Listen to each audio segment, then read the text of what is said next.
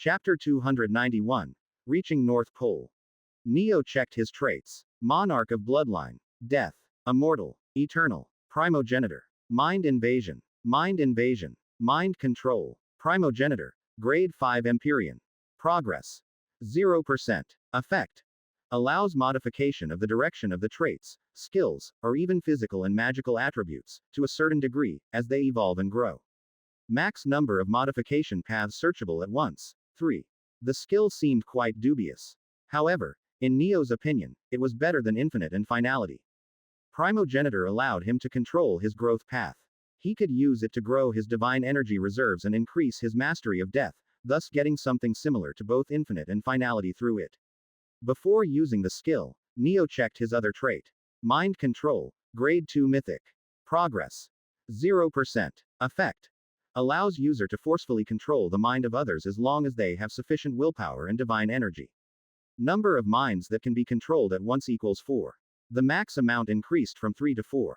The mind control skill leveled up from grade 3 to grade 2 when Neo's Eternal evolved into Primogenitor. It was thanks to link locks. The link locks tied his two traits together. Whenever the higher trait leveled up, the lower one's progress would increase too.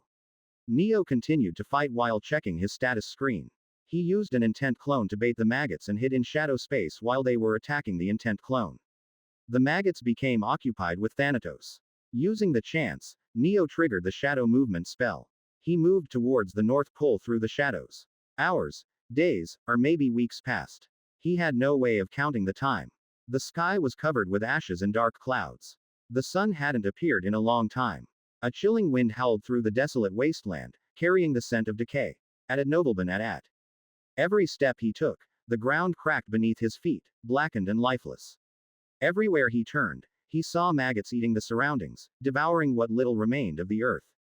This place is like the world I saw in the fourth vision of Sphinx. Neo froze for a moment. Was the fourth vision a recreation of this future of his? The pause brought the exhaustion from previous days crashing on top of him. He stumbled and fell on the cracked ground, his breath ragged, the oppressive darkness pressing heavily on his mind. He stared at the sky. He stayed there, unmoving. Since he had baited the maggots only a few minutes ago and taken them away from his location, it would take time for them to find him. Everyone is dead. The realization came to him as he lay there on the dried sea floor. The air was filled with a pungent smell. The seas had been emptied by giant maggots the size of several cities. Mountains had disappeared, and the land had collapsed into itself. He was alone on the dead world, trying to fight an entity that didn't even see him as a threat. No one is alive anymore. Strangely enough, Neo wasn't saddened by the deaths as much as he had thought he would be. Death was a natural part of life. What has begun must end. However, Neo wanted to save everyone. It was contradictory. He didn't think death was wrong, then why did he want to save everyone? He closed his eyes and recalled the moments of their death. Emma had been laughing, yet her eyes hid deep sorrow.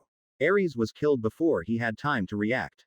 Kronos always put others before himself, and that's why he came out to help Neo. It ended up becoming the cause of his death. Gaia had been unconscious, unable to protect herself. After Neo's intent clone died, the maggots must have swamped the association headquarters. And eaten her. Athena could use a small portion of her powers. She must have tried to fight back and fallen hopelessly. Apollo had the power to illuminate the world. Yet there was no news about him. It was easy to guess he had met the same fate as others. Poseidon must have tried to protect as many as he could deep inside the oceans. It must be why the maggots were hell-bent on emptying the water bodies, trying to see if someone else was down there too. Cain, Rhea, Perses, Atlas, Zeus, his father, Icarus, Barbados, Paimon, Alaric, Cedric, Leopold, Edmund, Victor, Percival, Thaddeus, Godfrey, Reginald, Baldwin, Cale, Zareth, Draven, Fenris, Evander, Malric, Lucian, Arcturus, Dorian, Thalion, Orin, Keys, Reich, Tyne, Jarek, Corwin, Alden, Magnus, Riven, Silas, Theron, Hadrian, Cassian, Lysander, Galen, Valric, Taurin, Desmond, Arindor, Callan. They were all dead. Neo had known them during his time in this world. Not all of them knew who he was, not all of them liked him. But they were undoubtedly people he would call friends. I don't want their deaths to be filled with sadness. Neo was okay with death. But he wanted them to die on their own accord. Not at the hands of an eldritch entity. Not while forcing themselves to smile. He wanted them to die a peaceful death. If it isn't a happy ending, then it isn't an end. Somewhat cheesy, it was a grand aspiration for someone who hadn't managed to land a scratch on the angel. Neo let out a bitter smile. He forced his exhausted body to move and used his trembling limbs to push himself up. As he reaffirmed what he was fighting for, his concept of death stirred. The maggots found him. They surrounded him, attacking and killing him. Days of battles had opened Neo's eyes to the truth. The angel was toying with him. It could capture him even if it couldn't kill him. The fact it did not do so meant it knew Neo could never defeat it or activate the world time spell. This was one of the reasons why Neo didn't choose infinite skill, as it was possibly a useless skill for his current predicament. Neo crushed a single maggot underneath his feet. The monster wasn't harmed. It didn't have a unique skill that made it impervious to attacks. The difference in strength between it and Neo was so vast that Neo's strongest attack couldn't damage the smallest maggot. Suddenly, a golden screen, different from the blue status screen, appeared before Neo's eyes. Host's intention of choosing a specific growth path detected. Would you like to use Primogenitor? Neo blinked, surprised. His new skill was a status screen. This was not what he had imagined when he chose Primogenitor. Yes, Neo thought. His brows furrowed as the golden light of the screen reflected off his face. Even if the skill didn't give him the modifications, and instead told him how to make those modifications himself, it was still too overpowered. This skill is weird. Where is the knowledge for modifications coming from? He had no time to waste despite his doubts. He thought of a modification as a test. Text appeared on the empty line on the golden screen, shimmering faintly. Modification requested. Tell me how to become a god. Confirm, deny. Please note, once a modification pathway is requested, it will use a slot. You cannot get the slot back until you've completed the modification. The skill didn't say he couldn't become a god. It meant the skill had information on it. Let's try something harder. Neo typed another modification. The golden screen pulsed slightly as the letters formed. Modification requested. I want to be the strongest. Confirm, deny. Please note, once a modification pathway is requested, it will use a slot. You cannot get the slot back until you've completed the modification. It can tell me an answer even for this. Neo's brows creased. The skill was too good to be true. 4. There had to be a catch. Let's use a small example first since the slots are limited. If I choose a modification that will take years for me to complete, I will never be able to get the slot back. He typed more carefully this time. Modification requested. I want to be strong enough to damage the angel. Confirm, deny. Please note, once a modification pathway is requested, it will use a slot. You cannot get the slot back until you've completed the modification. Confirm. The golden light flared brighter for a moment before the screen shifted. The current you is far too weak to damage the angel, Valkyria. Even if you rank up, it will take a long while to be able to reach a level where you can harm Valkyria. The most optimal path, which is the shortest yet the most favorable for you, is to awaken the world energy. The two screens hovered before Neo's eyes. World energy. How do I awaken something like that? The answer was detailed, yet lacking. He didn't even understand what world energy was. Maybe I use another slot to find out how to awaken world energy. Please input the modifications you want, slots. 1/3. Neo felt like he was caught by a scammy skill. Why did he have to use a slot for the same question when he had used one slot already? His thoughts stopped abruptly when he sensed the change in his surroundings. This place is the North Pole. Neo looked around. There was not a smidgen of snow. All he could see were burning volcanoes with purple and golden magmas cracking on the ground. The sky was tinged with a deep crimson hue, and the air was thick with the scent of sulfur. He closed his eyes, focusing on the surroundings. The distinctive presence of the center of the world time spell was present all around the area. Neo had reached his destination. He crouched and put his hand on the ground. His senses stretched, burrowing deep into the earth. Chapter 292. Unending Pain. World time spell was created using the ley lines that were naturally born inside the earth. They had made the spell specifically like this as it increased the magic circle's durability. Unless the whole continental crust was blown away, the magic circle could not be damaged. The portion of the magic circle on the North Pole and South Pole were core components. The spell could be activated anywhere from the two. The magic circle drawn on the equator was a stabilizer of sorts. Neo came to the North Pole as it was near his location. It's time I activate this. His heart beat loudly. If the world time spell didn't activate, his hopes would be doomed. He pushed his divine energy deep into the land. The world time spell began to devour his divine energy greedily. It was like an endless pot. No matter how much divine energy he gave it, it demanded more. Neo pushed divine energy into it. More and more, and more. His divine energy reached half of its capacity. At Nobleman at. It didn't take long before it was drained to 10% of its limit. However, the energy was not even a fraction of what the world time spell needed. Neo stopped, breathing heavily. Beads of sweat rolled down his collarbone. He sat on the ground. Damn it. Since the world lost mana, he couldn't use the essence breath spell to consume the ambient divine energy mana. Until now, he had been using the potions to recover divine energy. He had stocked them up inside his shadow space. But Neo knew they wouldn't be enough. It's not just the amount. The purity is a problem too, a bigger problem than the amount. Neo could feel it when he tried to use his divine energy to activate the world time spell. He wouldn't have been able to activate the spell even if he had enough divine energy. His divine energy purity was far from what was needed for the spell. The spell was supposed to take mana directly from the world core. The purity of the energy would have been enough, but it's different for me since I'm using my own energy. Neo clenched his fist. The angel's attack on the world core and the underworld had taken him by surprise. He had never thought it was possible for mana to disappear. How the hell did it even enter the underworld? Neo shook his head. He pushed the brooding thoughts aside.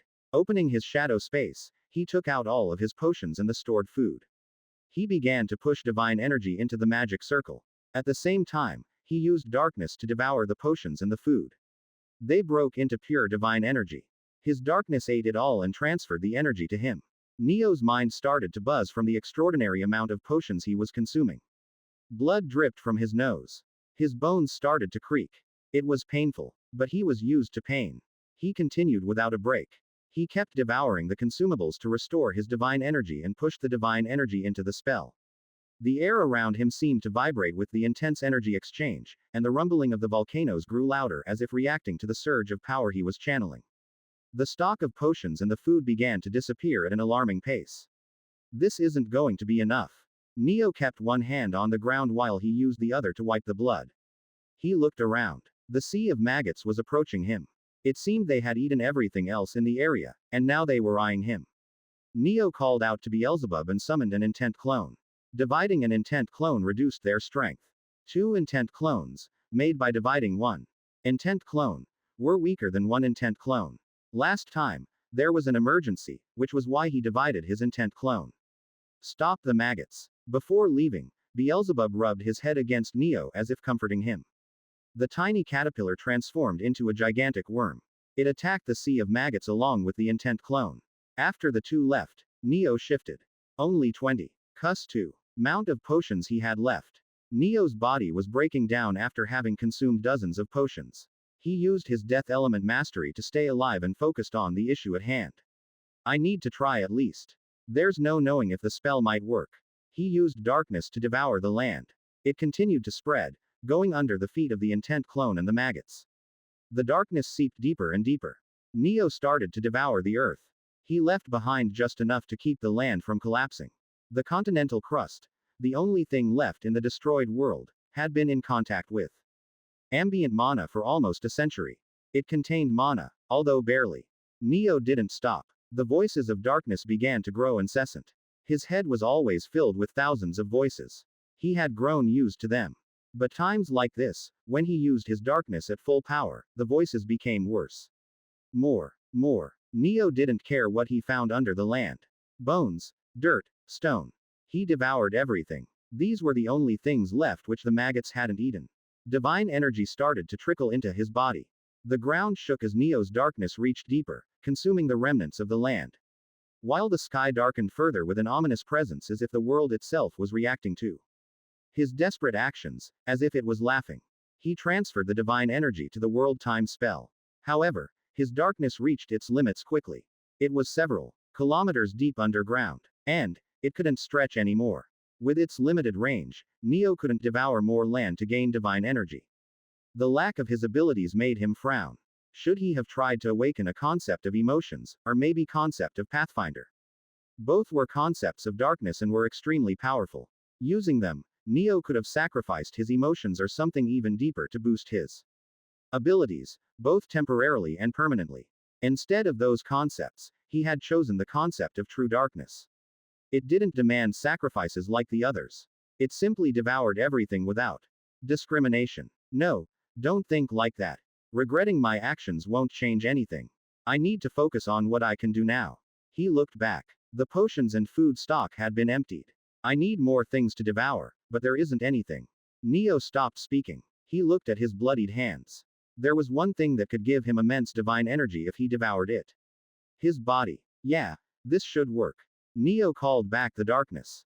The black tendrils wrapped around him. They began to devour his body. A soul-crushing pain seared through Neo's body. His divine energy reserve started to be refilled. This is good enough. Neo spoke in between his ragged breaths. All of my divine energy returns when I revive with eternal and immortal, so killing myself this way is not a problem. Neo clenched his jaw. The pain was maddening even for him. His nails started to break as he clenched the land hard enough and tried to focus. But, as expected, the problem with energy purity couldn't be solved. The ground beneath him trembled as his body was torn apart by the relentless darkness. Neo increased the pace of devouring his body. Not just his body. He devoured his soul too. Pain surged through him. He bit his lips, forcing the screams to remain inside. Blood trickled down his chin, staining his pale skin. I can revive. Losing my body and soul is nothing. Neo's consciousness started to blur. Cold numbness seeped into his limbs. The world around him warped into a chaotic haze. It was fine, he told himself. For reasons he couldn't understand, when his seed of existence was damaged and repaired. Through Immortal, his divine energy pool would get refilled along with revival. This didn't happen during normal revivals. Although Neo did not understand how it worked, he was prepared to make use of it. Through the blurred consciousness, an idea came to Neo. Right, I can use that too. His thoughts started to break, fragmenting like glass. However, he continued to devour himself, tearing his essence apart and using the stolen divine energy to fuel the world time spell. Faint sigils formed around on the ground, glowing with a pale silver hue. Please input the modifications you want, slots. 1/3. Modification requested. I want to know how to activate the world time spell. Confirm, deny, confirm. Modification rejected. Please note, Primogenitor helps you only by giving you answers that will allow you to walk into a specific growth path. It does not answer questions not related to your personal growth. Neo's mind was in shambles. He didn't use the third stage of blessing to recover his body. It was a waste of divine energy. Neo died. As soon as he disappeared, his intent clone shattered, fragments of energy dispersing like ashes caught in a non-existent wind. Beelzebub was left alone. He looked around, his eyes searching desperately for Neo. Not even a corpse was left behind. Silence echoed, broken only by his cry. He let out a powerful, guttural roar, as if crying, mourning Neo and blaming his own weakness. He was too weak to help Neo and could only watch him die helplessly again and again. Wrath burned in his eyes, his massive form trembling as he lashed out in a fury, attacking the writhing maggots that swarmed closer. Time remaining until you are forcefully revived. 12 hours, 00 minutes. Time remaining until you are forcefully revived. 12. Time remaining until you are. Time remaining. Time remaining until you are forcefully revived. 00 hours, 0 minutes. 12 hours have passed since your death. You will be forcefully revived. Neo's body began to regenerate at a rate visible to the naked eye. His cracked seed of existence healed. His soul, bones, organs, nerves, skin, hair, and nails. Everything regrew step by step. Neo gasped. I still can't get used to this weird feeling. He looked inwards and sure enough, he was brimming with divine energy. Without wasting a second, he summoned an intent clone and called out to Beelzebub. Come back and rest for some time. The intent clone will stop the maggots. Neo didn't understand why the angel was not trying to eliminate him quickly. But he was happy to make use of the opportunity. When Beelzebub refused to rest and fought alongside Thanatos, Neo clicked his tongue. Fine, do as you wish. He shifted his focus on the world time spell. Chapter 293, Skyfall. He placed his palms on the ground. The cold, cracked earth trembled beneath his touch, and the stifling scent of ash filled the air. The darkness hidden within his shadow bloomed, writhing like a living entity. It crept onto him, tendrils of black seeping into his flesh, devouring his skin, muscles, and reaching his bones. Neo kept his mouth shut despite the flaming pain burning through his body. Suddenly, a familiar voice entered his ears, echoing faintly. How long are you going to keep that up? Neo swiftly reacted. His head snapped upward as he saw the clouds parting, revealing a sky painted in shades of crimson and violet. Zeus. The words were stuck in his throat when the pieces of a broken moon fell through the clouds. Shattered fragments drifted downward. Their pale luminescence was both beautiful and terrifying. At Nobleman at. Thousands of gigantic meteors, pieces of moon descended, each leaving trails of silver light as they tore through the sky. A giant piece was flying toward his location. Fuck. Neo's eyes widened as the massive fragment struck near his position. The impact was deafening. A heartbeat later, a powerful gust of wind smashed into him, lifting dust and debris in a wild storm. The ground quaked violently, cracks spider webbing beneath his feet. Then everything went black. 12 hours have passed since your death. You will be forcefully revived. Neo groaned as consciousness returned. His body ached, and he found himself buried under a mountain of weight. The scent of stone dust filled his lungs, choking him. When he tried to stand, the wreckage pressed him further down. He was about to call upon the darkness to devour everything around him when the entire area trembled once more. Dust rained from above. It was as if gravity had disappeared. The wreckage began to lift, weightless, rising steadily into the air. Only then did Neo notice Beelzebub. The massive creature's form was injured. His gigantic maw was wide open, devouring the debris piece by piece, consuming the broken shards of the moon as he searched desperately for Neo.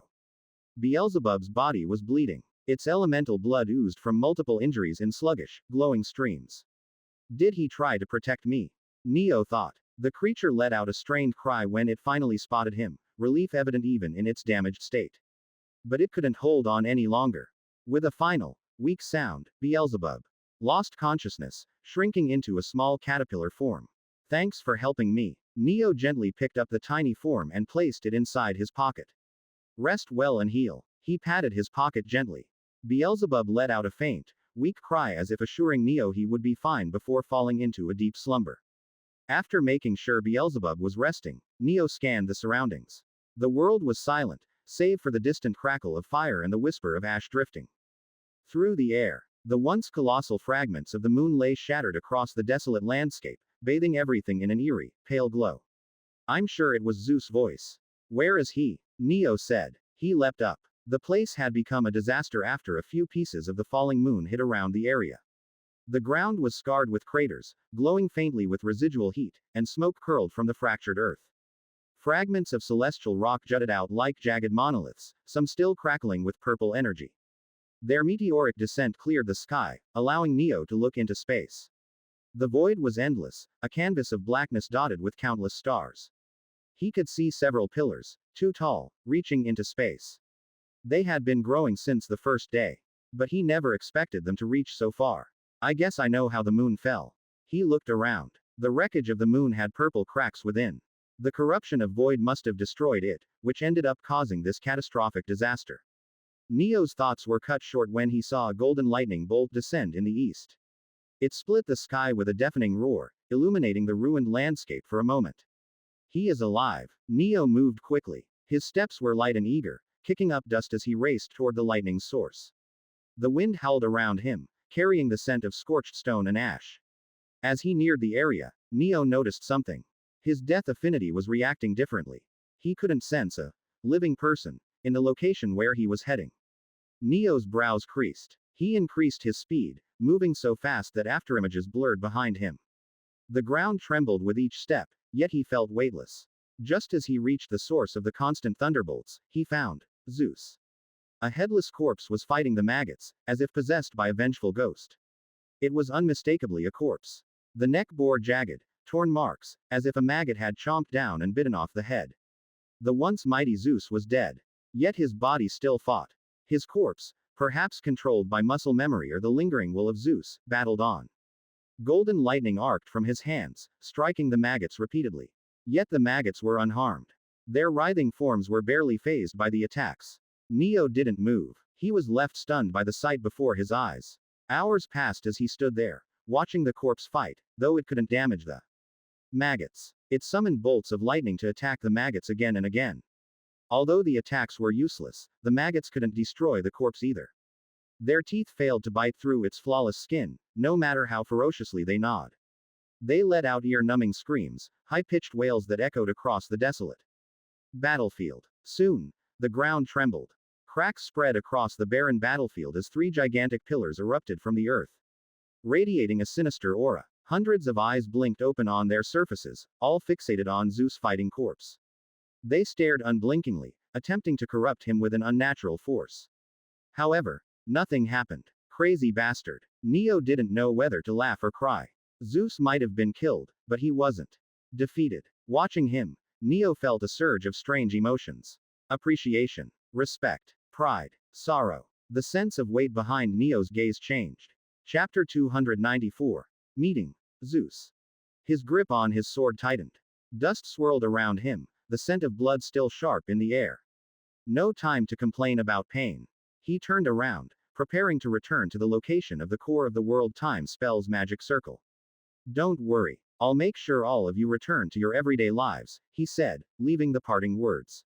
He had taken only a few steps when a cold presence brushed against his senses, halting him. The voice rang. I was late in my breakthrough. If only I had been a few seconds faster, I would have become impervious to their attacks first and wouldn't have lost my head. Zeus, no, not the corpse, but Zeus, stood there. His figure was transparent yet imposing. Faint traces of lightning crackled along the edges of his form.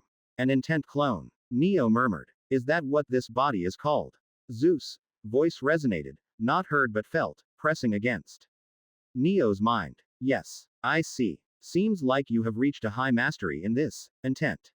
Neo was inwardly surprised. Zeus' intent clone couldn't use any attacks. It was a simple projection, unable to even speak. It used intent to project its thoughts directly into his mind. Yet it remained, even after Zeus' death. Suddenly, Zeus sighed. I was worried no one had survived, but this is good enough. At least one person is alive, and it seems you can use intent too. The intent clone didn't ask the questions Zeus had always meant to ask. What happened to Neo's parents? Did Hades ever speak of Melino? He didn't ask those questions. It seemed Zeus noticed Neo's surprise as he continued speaking. This projection won't last long. Originally, I planned to use the last vestige of my power to try and destroy this world, hoping the resulting damage would damage those things, too, in the aftermath. However, there is no need to do that anymore. Zeus stood tall before Neo. Lightning danced faintly along his form as he looked down at him with a commanding gaze. But Neo didn't cower back. Both of them stared into each other's eyes. I apologize, Zeus suddenly said. Even if you were Hades' son, it was wrong of me to attack you due to my personal agenda when we first met. His words took Neo by surprise, leaving him frozen for a moment. Zeus didn't wait for Neo's reply and placed his hand over Neo's head. I've learned this technique to transfer one's techniques to another. Gaia told me it was created by a swordmaster. Before Neo could react or move, a surge of information flooded his mind. His body stiffened as he tried to push away, but it was already too late.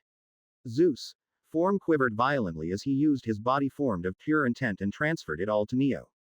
Fuck. Not this again. Neo thought, struggling to maintain control of his body during the sudden flow of information. His surroundings blurred, and a sharp headache pounded through his skull. I could only put a single technique in this body. That's all I can give you. But I hope this will help you survive. Neo had to plant his sword into the ground to keep from collapsing after Zeus stopped. Zeus' concept of lightning gained. A screen flashed before Neo's eyes, but the letters seemed to distort, fading in and out of focus through his dizzy vision. Neo. Zeus spoke seriously. Run away. It was ironic Zeus, who hadn't given up after dying, was urging Neo to flee. When Neo didn't respond, Zeus continued. You are the last human alive. As long as you are alive, the world won't be destroyed. Ad nobleman at. His words were simple, but they carried an impossible to ignore intensity. If you've managed to survive until now, you should be strong enough to leave this planet. Go somewhere else. The universe is vast. Find a new place to call home and settle there. There is no need for you to stay behind for a needless revenge. The wind around them picked up, as if reacting to Zeus' plea.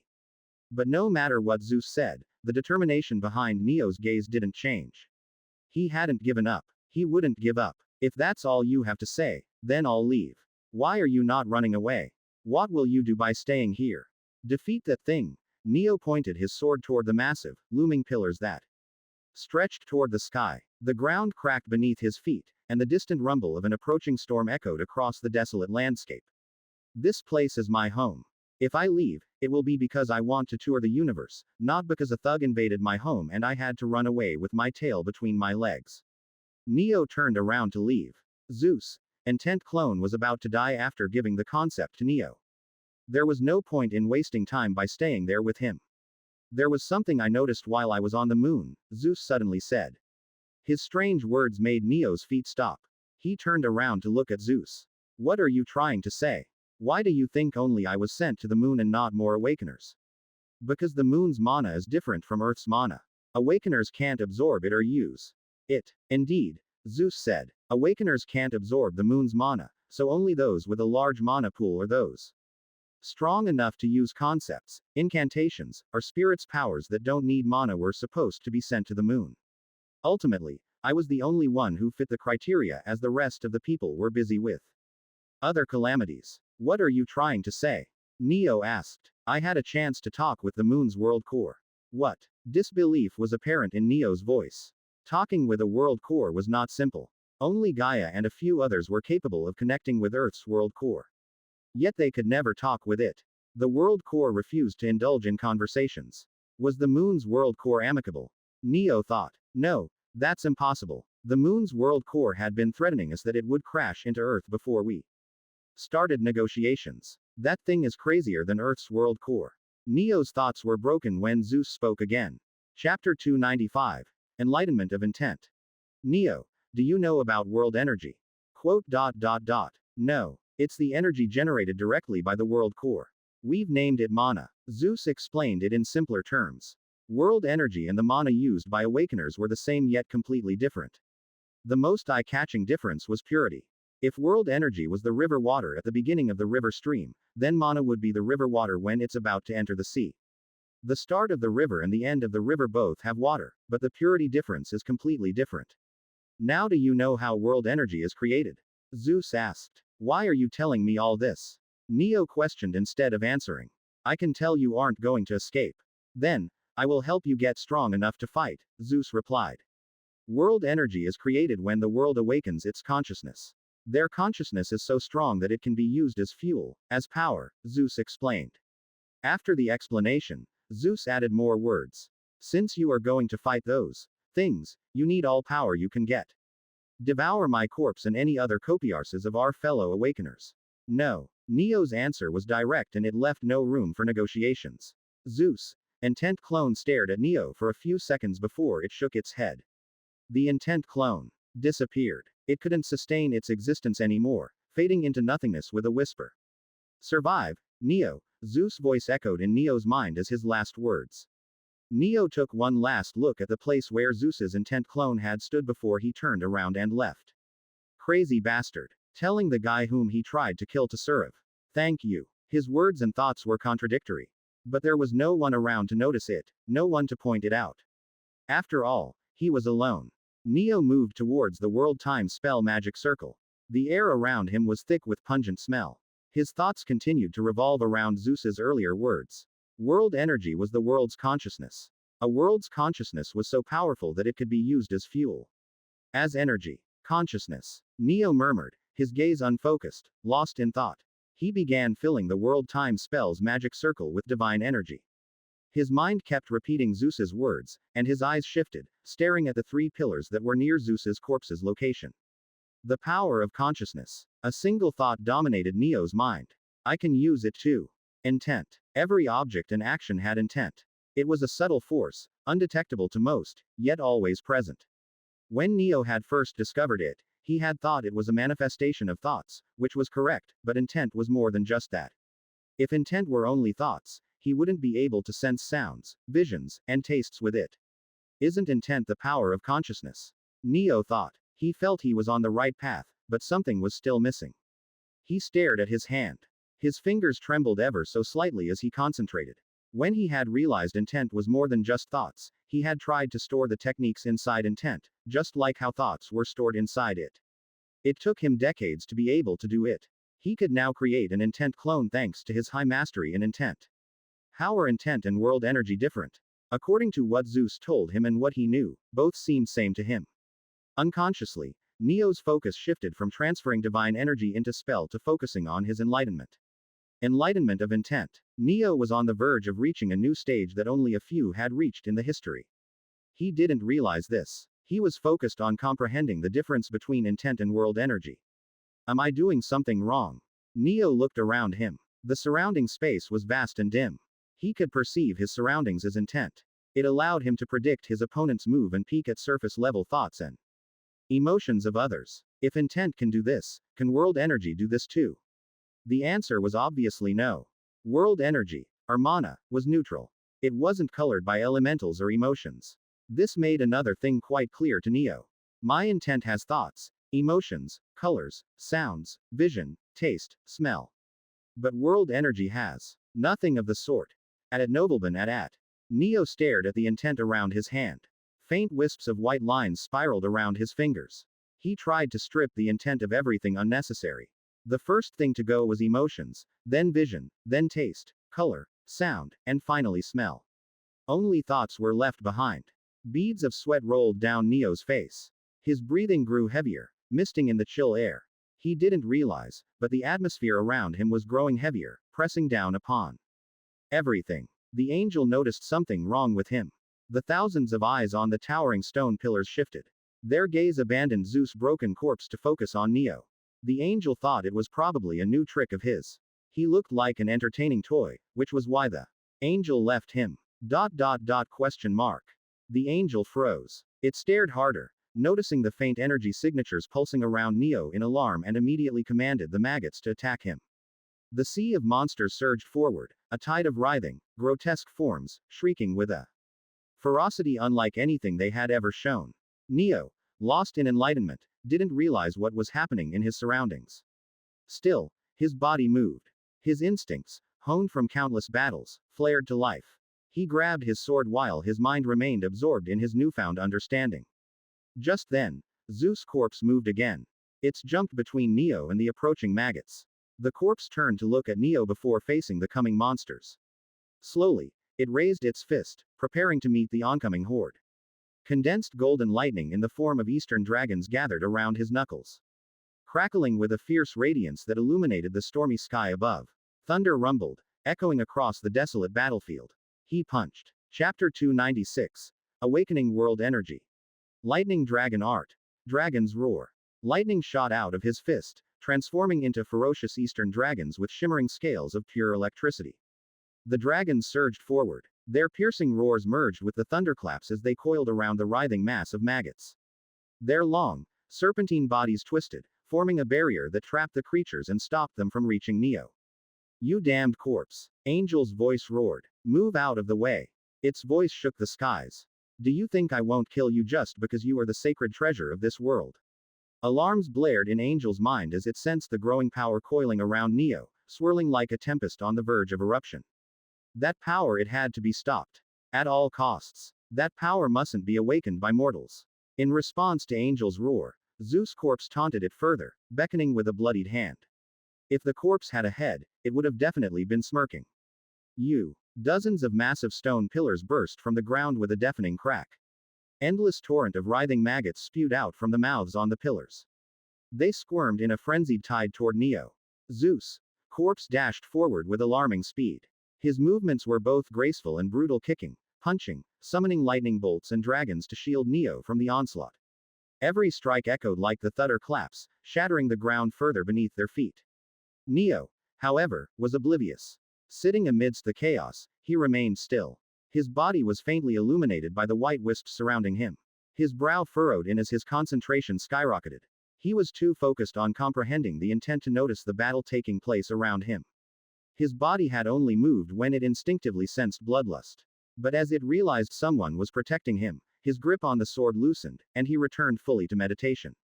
Neo's entire focus rested on removing thoughts from his intent. He had always created intent with thoughts, desires, convictions, beliefs. But now, he couldn't understand how intent was supposed to exist without them.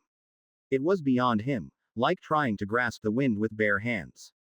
World energy is the world's consciousness. Zeus. Words echoed in his mind. Neo recalled his own understanding of intent. Will created willpower. Willpower created intent. And world energy is the world's consciousness. What is consciousness? Neo's thoughts churned. He felt it. At Nobleman at. He was on the verge of a breakthrough. As consciousness will. Neo tried to simulate his will. His brows creased as his concentration skyrocketed. Simulating his will wasn't easy, even for him. Normally, he would use his willpower. Trying to use will instead of willpower was like eating vegetables raw.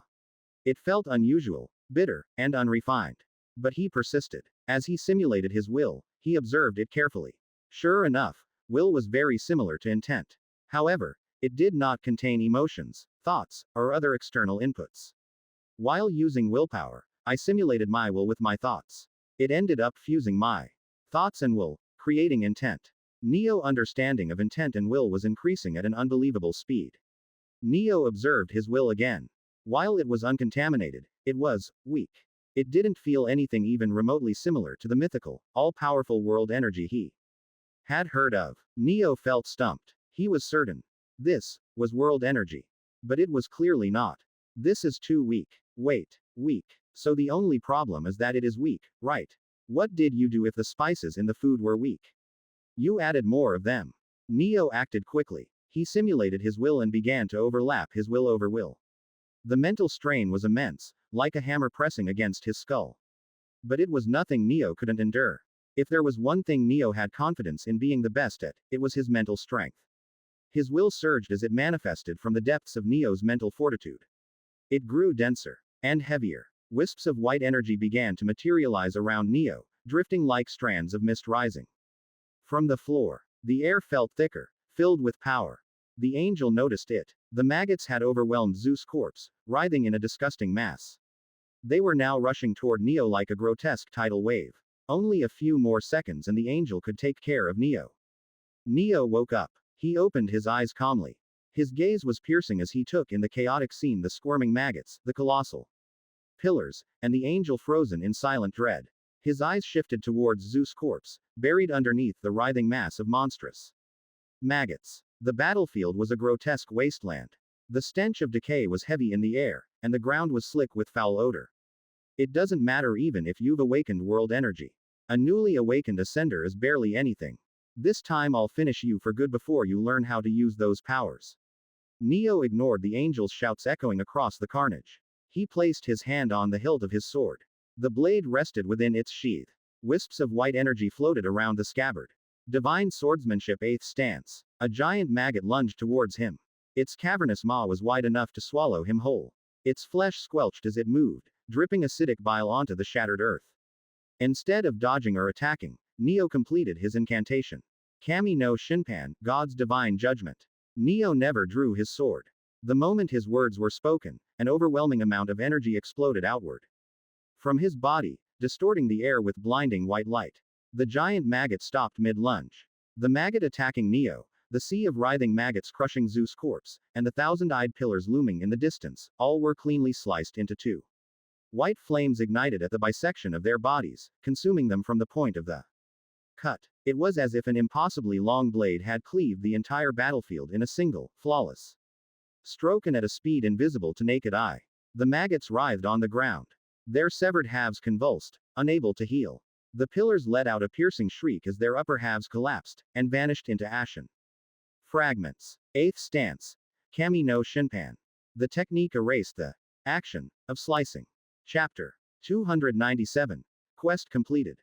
Sword techniques of Neo were made of 3 parts. Incantation, action, attack, landing of attack. As soon as the 8th stance's incantation was completed, the attack had landed. No one saw Neo strike because he never did. That was the 8th stance. The action of swinging the sword was erased from time. Only its effect remained. After injuring the maggots, Neo stepped over their remains. His shoes left scorched prints on the ruined ground. He approached Zeus' broken corpse. You okay? The corpse stood up, headless, and left without responding. Then again, it was not like it could talk without a head. Screens appeared before Neo's eyes. You have inflicted a wound on the angel of S at $W. Quest. Inflict a wound on the angel of S at $W. Completed. Reward. Life affinity. Neo felt a foreign yet familiar power budding inside him. The power of life. As soon as he received it, more notifications followed. Life affinity detected. Conditions to fully unseal the third stage of blessing have been met. So this was why I couldn't get the third stage to awaken fully no matter what I did. I needed life affinity for it. Neo wished he had been given more information about these things instead of being left to move around in the dark. He had gone by for decades without knowing how to unseal the full third stage of his blessing. However, it didn't matter anymore. He had awakened the Primogenitor skill. It would tell him about these things as long as he had free slots. Neo clenched and unclenched his fists. He could feel the world energy coursing through him. It was a gentle but overwhelming current, far more vibrant than the power he had wielded before. He could easily tell the difference between his current self and the version of him who hadn't awakened world energy. Even 20 of his past selves would be no match for him now. Neo couldn't help but smile bitterly. A lot of things he hadn't noticed before became painfully clear to him now. The pieces were finally fitting together. Previously, he had been wondering where the divine energy came from when he revived himself using eternal and immortal. It had made no sense that his divine energy pool was refilled after the revival. All of it was the power of my will all along, he muttered. He had been on the verge of awakening world energy since long ago. The power for his immortal skill activation had been coming from his will. He had just not realized it. A soft chime echoed in his mind, drawing his focus back to the floating notifications before him. At Nobleman at. Conditions required to upgrade status to Vir 3.0 met. Would you like to update the status screen? Neo read the lines. Yes. Status will be shut down until the upgrade is completed. Time remaining. Indefinite. His attention shifted to the angel when he heard its voice. This changes nothing. The angel's voice was back to its calm, taunting demeanor. You can now damage me, so what? You are far from doing any substantial damage. The awakening of world energy signified awakening limitless untapped potential. However, in this world, only Neo and the angel were present. He had no one to teach him. There was no one who could be his rival and become his motivation. He could never hope to achieve his full potential. Just rot here. The angel was pissed it couldn't stop its awakening. However, that was all. It was a mere inconvenience. A while ago, the angel had been too afraid of the power of world energy and forgotten how difficult the path of intent was. Even with wise masters leading them, the heaven-sent geniuses could barely make any progress. Neo was alone, on a planet that had no one left. He couldn't do anything. The angel shifted its focus back to Zeus' corpse. Neo didn't try to engage it in a battle either. He turned around and moved toward the core region of the world time spell's magic circle. The sky was dark, swirling with ominous clouds as distant thunder rumbled, adding to the tense atmosphere. He plunged his sword into the ground. Using it as a medium, he transferred his world energy into the magic circle. It flowed down, into the earth. The land began to shine, a soft glow emanating from beneath the surface. Sigils appeared over it, shimmering with ethereal power. An overwhelming amount of pressure surged. It kept on increasing and increasing, until it was almost unbearable. When it reached its peak, nothing happened. The glow of the spell died down, and its aura disappeared. The spell failed, Neo muttered, frustration seeping into his voice. He wasn't surprised by this outcome. The angel knew about the world time spell, and it didn't try to stop him from activating the spell. There must have been a reason. It knew the spell wouldn't activate. Neo clenched his jaw and raised his head, staring at the sky. Dark clouds hovered ominously above, and the wind began to pick up. Days after days, he was overcoming his limits. But what he found after climbing the walls of challenge was more despair. There was no sweet ending waiting for him. Without the world time spell, everything would fall apart. Fuck this shit. If the spell won't activate, then I'm killing that fucker no matter what. Neo pulled his sword out of the ground, the earth around the blade cracking as he wrenched it free. The blade gleamed in the dim light. The ground beneath his feet was cracked and scorched from his previous attempts. Turning back time himself. It wouldn't work. Neo's manifestation of time was not geared towards going back in time. It was suited for devouring time. If he wanted to reach such a high mastery in time that he could travel back in time, even with his time manifestation, he would need to train for decades, maybe centuries, hopefully not a millennia. The difficulty of going back in time was exponential. Going back 1 year was hard. Only talented time mages could go back 2 years in time. Going back 3 years was unheard of. Going back 4 years could only be done by once in a century geniuses. 5 years back, you had to be a genius and lucky not to be targeted by time and fate. But 1,000 years. It was impossible. By the time Neo was capable of going back a few decades into the past, 1,000 years might have gone by. Instead of a pointless endeavor like this, he would rather train and try to become strong enough to kill the angel. Chapter 298 Growing Insanity. I know just what I should do to piss off that thing. Neo moved toward the east, where he could see the golden lightning flashes. The air around him crackled with energy. The angel said something about Zeus' corpse being sacred treasure. It's definitely targeting him. The angel was ignoring Neo. It couldn't kill him, and it couldn't trap him now that he had awakened world energy. Since Neo wouldn't stay down, the angel decided to ignore him. But Neo knew just what to do to piss off the angel. Neo arrived at the location where Zeus' headless corpse was fighting the angel. The ground around them was scorched, and the air was thick with the scent of decay. The sky above was darkening. Heavy clouds swirled ominously as thunder rumbled in the distance. Neo dove inwards. Zeus' corpse didn't try to fight him and lowered its defenses against Neo. It trusted Neo. Neo used the opportunity. He put his palm on the corpse's back and pushed his concept of eternal sleep into its body. The stillness of the moment was broken by a sudden shudder as the corpse stumbled, surprised by Neo's sudden attack. Neo didn't stop and used everything he had. Powered by world energy, his concept had grown considerably powerful. The world around him seemed to hum as the energy flowed within him, empowering his every move. Zeus' corpse had not tried to defend against it as it trusted Neo, and thus the attack hit it properly. The corpse fell. Before its body could hit the ground, Neo opened his shadow space on the ground and let the corpse fall into it. The shadows stretched beneath the corpse, as if they were alive, swallowing it whole. I need to make it fall asleep again after a few days. Seriously, what kind of defensive ability is that? Neo could only marvel at Zeus' corpse's durability. The body was resilient beyond measure. If he had not died, he might have been able to fight the angel. However, he was dead. Talent was useless if they couldn't stay alive. Neo's actions took the angel by surprise.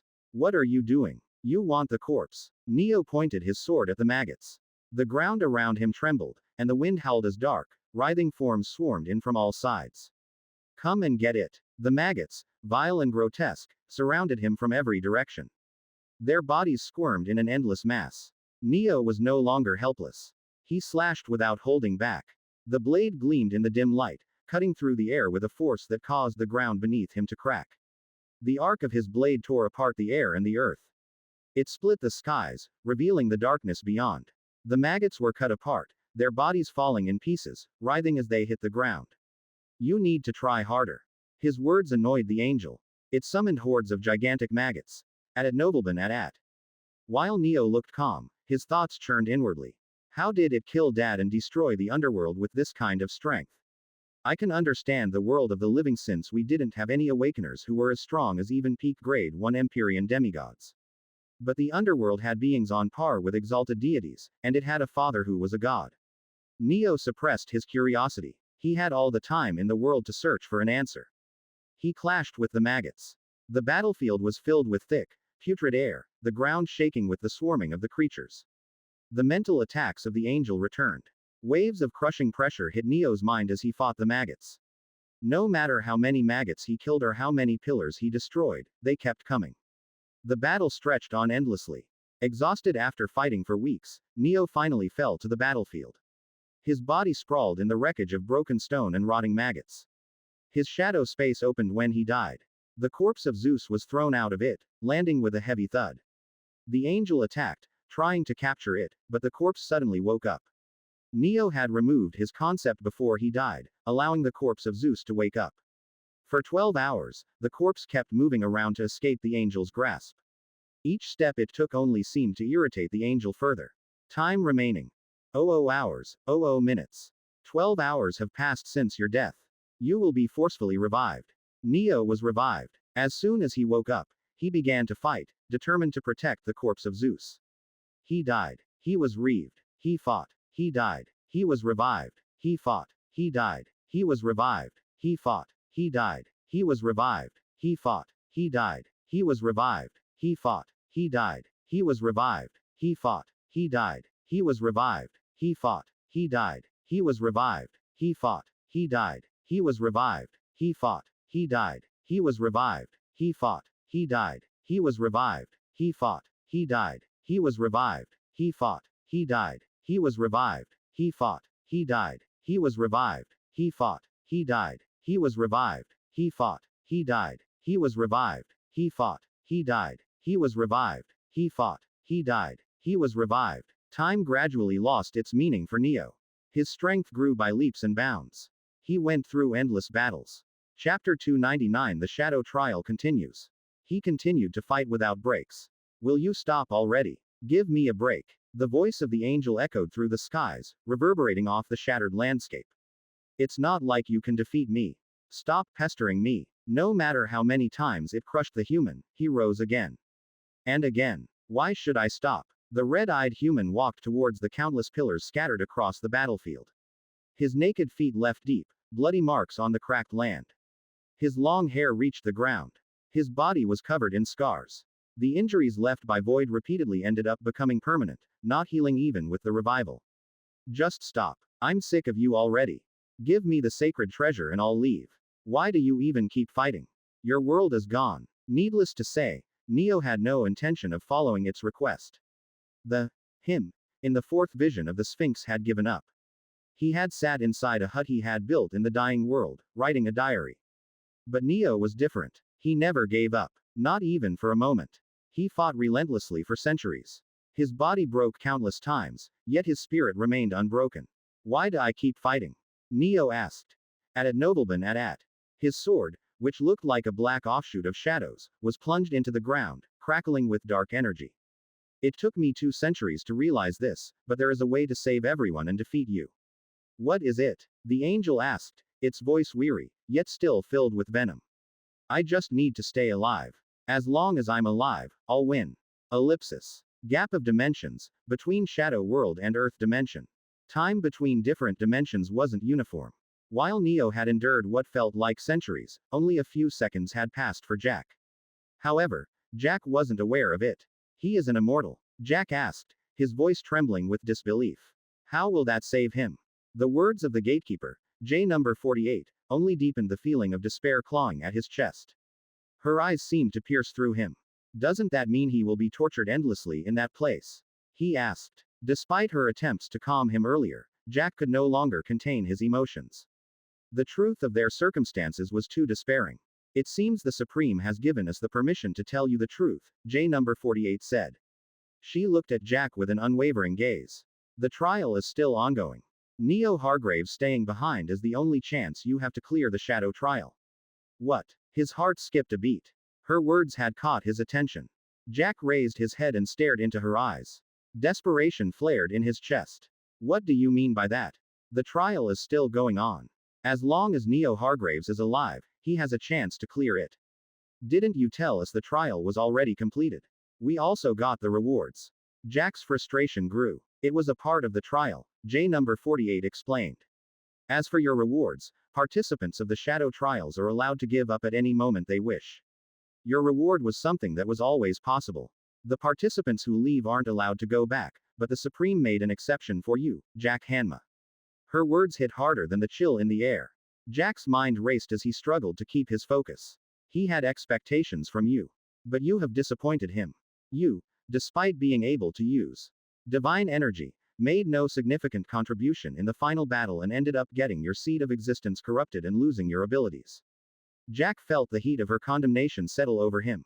His throat tightened. While it is true your performance before the final battle, for decades, helped society calm down, it cannot cover for the blunder you've shown us, J number 48 continued. Jack didn't hear any part of the explanation. His attention was focused on only the first part. If my wish wasn't a wish, what about Neo? Did not he ask about awakening his shadow element? Neo's shadow element was not awakened because Serpmid stopped his shadows from leaving the shadow plane. Serpem wouldn't count giving his shadows back as a reward. Jack couldn't describe his emotions. They were a jumbled mess. His fingers clenched at his sides, and his gaze wandered around. He shook his head, trying to clear his thoughts. Then what about the trial? How can it be cleared? Jack Hanma, the world core of the past was destroyed, which was why mana was destroyed and no one could use it. But you and Neo could. Why could you use divine energy? J number 48 continued. After all, the world was destroyed in the past. It shouldn't have existed in the future. With no world core in the future, you should have become powerless like Awakeners too, said J number 48. Hearing the doll's words, Jack's mind spun. It was a paradox. But what does a paradox have to do with our current situation? He answered. A paradox is the only hope you have. Neo Hargraves is still alive, and he has decided to stay within that world forever. His future is now eternally living in that world, said J number 48. Quote ellipsis question mark quote. Jack frowned. His face contorted in confusion. His future is now eternally living in that world. J number 48 repeated her words. Her eyes gleamed and a smile appeared on her face when she saw Jack's bewildered expression. It seems you have calmed down, though now you are confused, J number 48 chuckled softly. Ellipsis. Demigod Academy. 4 months before Neo entered the shadow world. Professor Daniel looked at Neo. Although his face didn't show it, he was proud of Neo's achievement of having awakened a unique manifestation of the time element. He couldn't help but recall how many times Neo had regressed and entered the labyrinth to awaken his time element. A smile replaced his usual stern expression. The wind whispered through the trees, carrying the scent of blooming flowers from the academy's courtyard before they entered the room through the windows. Even if no one remembers the struggles you've gone through during your regressions, I do, Professor Daniel said. Chapter 300 Professor Daniel. His voice was low yet filled with warmth. I can assure you, your will to continue forward is unmatched. You might not be the most talented student I've had, but I've never seen someone with a more indomitable spirit. I'm proud of you, Neo. Professor Daniel hovered his hand behind Neo's nape, and a faint glow of divine energy began to emanate from his fingertips. The air around them seemed to still, the distant chatter of other students fading away as if the world itself was holding its breath. The energy crawled over Neo's back, burning his skin. It traced a pattern of a dragon biting its tail, forming a loop. Neo frowned. His brow furrowed at the unfamiliar sensation. What did you do? He asked. You'll know when the time comes, Professor Daniel replied. He stopped infusing Neo with divine energy. Sweat glistened on his forehead, and he wiped it away with a tired hand before placing it gently over Neo's head. The academy's stone walls loomed in the distance. Their shadows stretched long as the day neared its end. This might be the last time we'll meet. As a parting gift, I'll read your future. Do you want me to do it? Why are you even asking about this? Neo replied. Because some people hate knowing their future. They think predicting it will set it in stone, Professor Daniel said quietly. Sure. Go ahead. Professor Daniel closed his eyes. A faint glow lit behind his eyelids, as if his irises were alight with an inner fire. The world around them seemed to fade. He looked into Neo's future. The scene around Professor Daniel changed. He saw a sky covered with ashes. Purple cracks ran across the land, and maggots were present everywhere he turned. Where is Neo? Professor Daniel muttered. While the apocalyptic scene was horrifying, Professor Daniel thought it must be a vision of Neo crossing a rift and entering another world. Such tasks were normal for Templars. Sometimes they would encounter broken worlds, sometimes resourceful worlds. Some worlds were filled with savages and monsters, and very rarely Templars would encounter peaceful civilizations. The scene before Professor Daniel's eyes changed again. The vision of the future showed him snippets of Neo's future, instead of one detailed scene. The new scene was similar yet different. Broken mountains were present all around. Instead of forests and bushes, maggots writhed on top of each other. Something flashed, and the mountains were cleaved into two. A monster, with long black hair, a body covered in scars, and carrying an ominous weapon appeared. It was fighting against a powerful swarm of maggots. The monster suddenly stopped. It looked towards Professor Daniel. As if it recognized him, it threw the maggots and moved towards Professor Daniel at a mind-blowing speed. What? Professor Daniel was stunned. Only the entity whose future was being seen could see Professor Daniel in the future vision. In others, the monster was Neo. Neo landed with a resounding crash, sending ripples through the still air. The ground beneath his feet cracked with the force of his landing, but the surrounding area remained eerily silent. Before he could speak to Professor Daniel, the scenery shifted abruptly. Professor Daniel found himself standing on the seabed of a dried-up ocean. The once vibrant waters was now reduced to cracked earth. The sky overhead was ashen, heavy with a perpetual gloom that cast everything in a dim, unsettling light. The air felt thick and suffocating, carrying a sickening aura that seemed to cling to everything. It was the same world, yet entirely different. "I've been waiting for you," came a low, gravelly voice. Professor Daniel turned around when he heard the voice. His gaze scanned the desolate landscape before landing on the familiar figure. He saw the monster again. At nobleman at. "Neo," he said, a mixture of confusion and recognition in his voice. Neo nodded. His presence was a strange blend of nostalgia and dread. "Sorry about looking like this. But I couldn't care less about how I looked after a few thousand years passed." His words echoed in the stagnant air, and they sent a chill through Professor Daniel's spine, making the hairs on the back of his neck stand up. The professor's mind raced, struggling to comprehend the strange scene before him. "Are you stranded on some remote planet?" Professor Daniel asked. "How long have you been there? Tell me. I'll warn your past self and make preparations." "It's fine," Neo interrupted, his tone flat and unbothered. "You don't need to warn my past self about this. This is something I need to do myself." By now, Neo had a guess as to who was supposed to save the Sphinx. The surroundings began to shift once again. The air thickened, and the once barren seabed began to distort, as if reality itself was bending. Professor Daniel opened his mouth to speak, but before he could, the world shifted one last time. He found himself standing in the dark, damp interior of a cave. The walls were slick with moisture. The air was cool, and the faint scent of wet stone filled his nostrils. The dim light that filtered through cracks in the cave ceiling barely illuminated the rough-hewn walls, creating eerie shadows that danced and shifted with every movement. "I'll be direct to the point," Neo's voice echoed in the narrow space, his words reverberating against the stone. "I need your help. If my memory serves me right, you are supposed to be best time mage. What are you doing here, Neo? I need to get you out. How long have you been stranded in this place?" "Professor Daniel, I'm sane. You don't need to worry about me losing my sanity." Neo looked him in the eye and smiled faintly.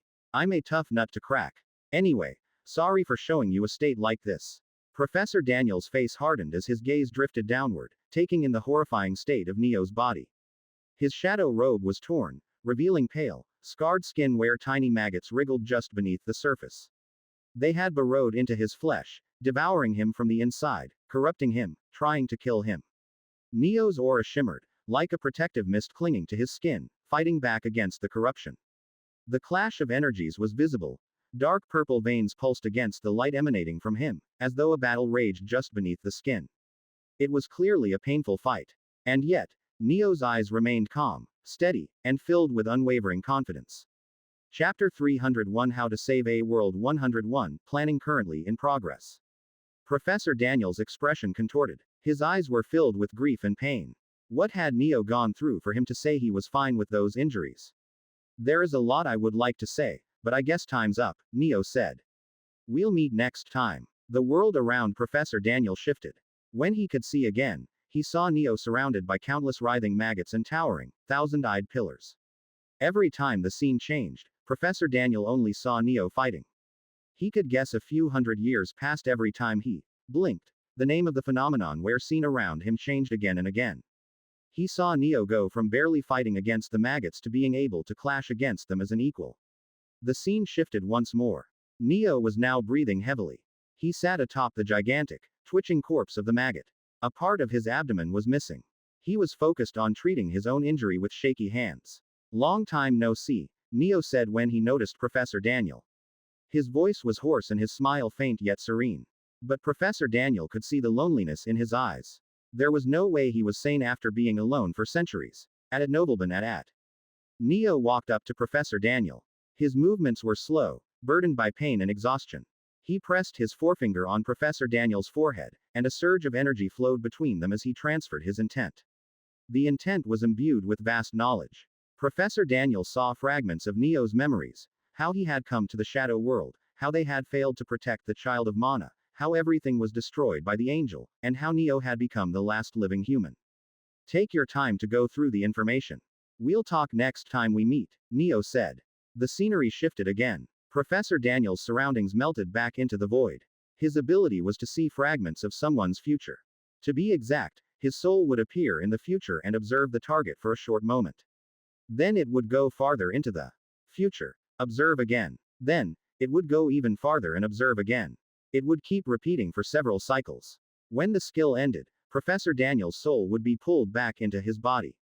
He couldn't control the duration of the observation period. As a result, the scene kept changing before he could fully understand Neo's situation. The visions blinked too quickly. Thankfully, Neo used intent to bring him up to speed. Professor Daniel appeared in a barren land. The soil was cracked and lifeless beneath his feet. Melted rocks filled with purple cracks jutted out from the ground, and a pale mist lingered in the air. When the distortion around him calmed down, he saw Neo fighting once more. He was now capable of pushing back the sea of maggots and the thousand-eyed pillars. As long as he could keep growing stronger at this pace, he could one day reclaim Earth from the angel. Yet Professor Daniel's expression wasn't a good one. His lips were pressed into a thin line, and his brows furrowed with concern despite the happy news. Their shadow trial came to save the child of Mana. He muttered under his breath. Child of Mana, Sphinx. Real name. Selene Kylum.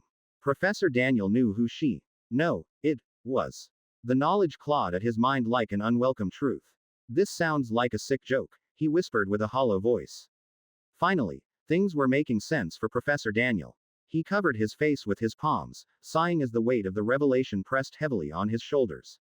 Moments later, Neo mowed down all the enemies surrounding him. Blood splattered across the cracked earth as the last creature fell. He approached Professor Daniel. I take it you understand what is happening now? He asked. His voice was calm but tinged with exhaustion. I do, Daniel replied. That's good. Neo swung his sword. The black blade left a trail of blood on the ground before he returned it to its sheath with a metallic click. To be honest, I wasn't sure we would meet. You saw my future before we came to the past and caused the world to end.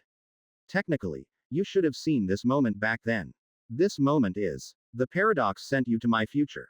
And since my future is this world unless I leave, I predicted you would come here. Neo smiled bitterly. It was a complete gamble though. The timeline of events was, of course, jumbled up, but Neo wasn't bothered.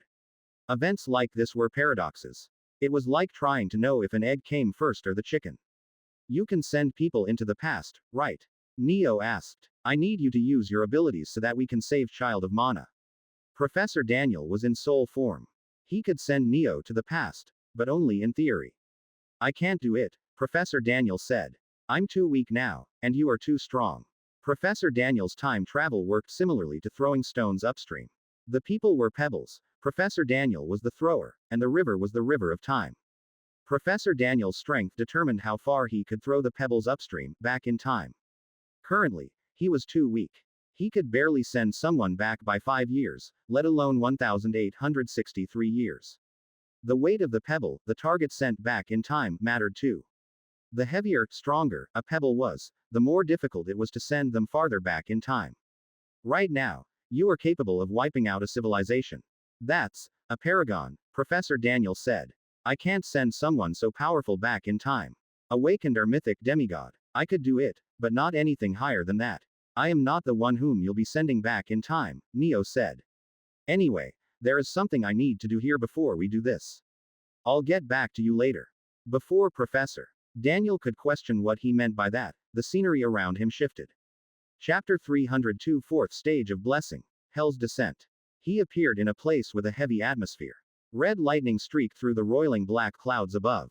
Gigantic red swords descended from the sky while parting the clouds. They struck the thousand-eyed pillars, towering, twisted structures that seemed both alive and ancient. Each impact sent a shockwave rippling outward. The resulting explosion engulfed the area in a blinding inferno, reducing everything in the vicinity to cinders as the air filled with the scent of burning ozone and scorched earth. Far into the distance, beneath a storm-choked sky where thunder rumbled like the drums of war, Neo was fighting a 100-headed giant maggot. The ground trembled with every clash. Fissures spread like spiderweb across the earth. Mountain peaks in the distance crumbled as shockwaves rippled outward. The intensity of the battle was far higher than what Professor Daniel had seen between Neo and Angel before. If previously they were fighting, now a full-scale war was raging between the two. Neo had grown strong enough to force the Angel to fight at full strength. Their blows could shake the sky and tear apart the continental crust. Despite growing stronger and stronger, Neo was far from victory. The writhing pillars and maggots surrounding them were all part of the angel's body. Neo had to kill them all if he wanted to defeat the angel. It seemed nigh impossible. Knowing this, he focused on subjugating the angel instead. Divine swordsmanship, 7th stance, Tenraisen. A vertical white slash erupted from Neo's blade, illuminating the battlefield like a pillar of divine light. The attack split the earth, creating a chasm several kilometers deep. Lava bubbled far below, painting the abyss with a crimson glow. Neo had no time to speak with Professor Daniel. His focus was on the battle with the angel. The scene around Professor Daniel shifted once more. What he saw next was a continuation of the battle, yet the surroundings had changed drastically. The landscape was unrecognizable.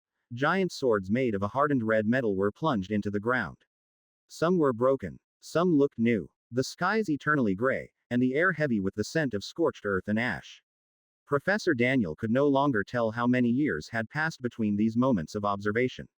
However, he could sense that both Neo and the angel had been fighting without rest. Neither spoke, nor backed away. Their clash was like two wild beasts fighting unrestrainedly. The world trembled as their fight continued. The aftermath could lead to the rupture of Earth as a whole. Suddenly, the scene shifted again. The chaos had dimmed. No longer did the heavens crack with divine energy or the earth quake endlessly. The intensity had lessened, and the world, though scarred, was no longer breaking apart. It seemed the war between Neo and the angel was finally reaching its conclusion. In the silence, broken only by the wind whispering through the ruins of the battlefield, Professor Daniel heard Neo's voice. This is the end. 4th stage of blessing. Hell's descent. The ground trembled as crimson chains erupted from the scorched earth. They surged towards the writhing maggots and the thousand-eyed pillars. The chains wrapped around them, tightening with a sound like grinding metal, and dragged them downward with relentless force. The pillars toppled with a thunderous crash. Their fragments splintered across the blood-soaked battlefield. The maggots shrieked. Yet the chains of hell didn't break. They did not let go. Neo had a hell within his soul. The 4th stage of blessing allowed him to manifest that hell into reality. He forced the chains to keep everything bound. Since the maggots and the thousand-eyed pillars were parts of the angel's body, he had to chain all of them to truly subjugate it. Neo remained silent as the angel crashed to the earth. It shouted, hurling curses and venomous insults at him. He only stared back at the desperate angel. Indescribable emotions burned within his gaze. At a nobleman at 2,478 years. It had taken him nearly 2.5 millennia to subjugate the angel. Finally, he did it. Neo closed his eyes. He savored the moment. When he reopened his eyes, his gaze had returned to its usual icy calmness. He had subdued the angel. But he was far from victory. The world hadn't been saved yet. Professor Daniel. Neo approached his master. Thank you for waiting for me, he said with a faint smile. It's all right. Professor Daniel's face didn't show much emotion. His usual stern features remained composed, though his eyes betrayed traces of lingering concern. He had managed to calm down after finally having the time to sort his thoughts. He had to keep his head clear if he wanted to help Neo. Now, with a steady breath, he asked, who are you planning to send to the past? My intent, Neo answered. He extended his palm forward. His fingers parted as a soft glow ignited in the center. His intent materialized as delicate, dancing white threads, weaving and swirling gently above his hand. I'll transfer my techniques and enlightenment into the intent, Neo continued. And we'll send this intent to the past. Anyone who comes across this intent can inherit my techniques. Neo failed to save the world. And he couldn't go back to the past.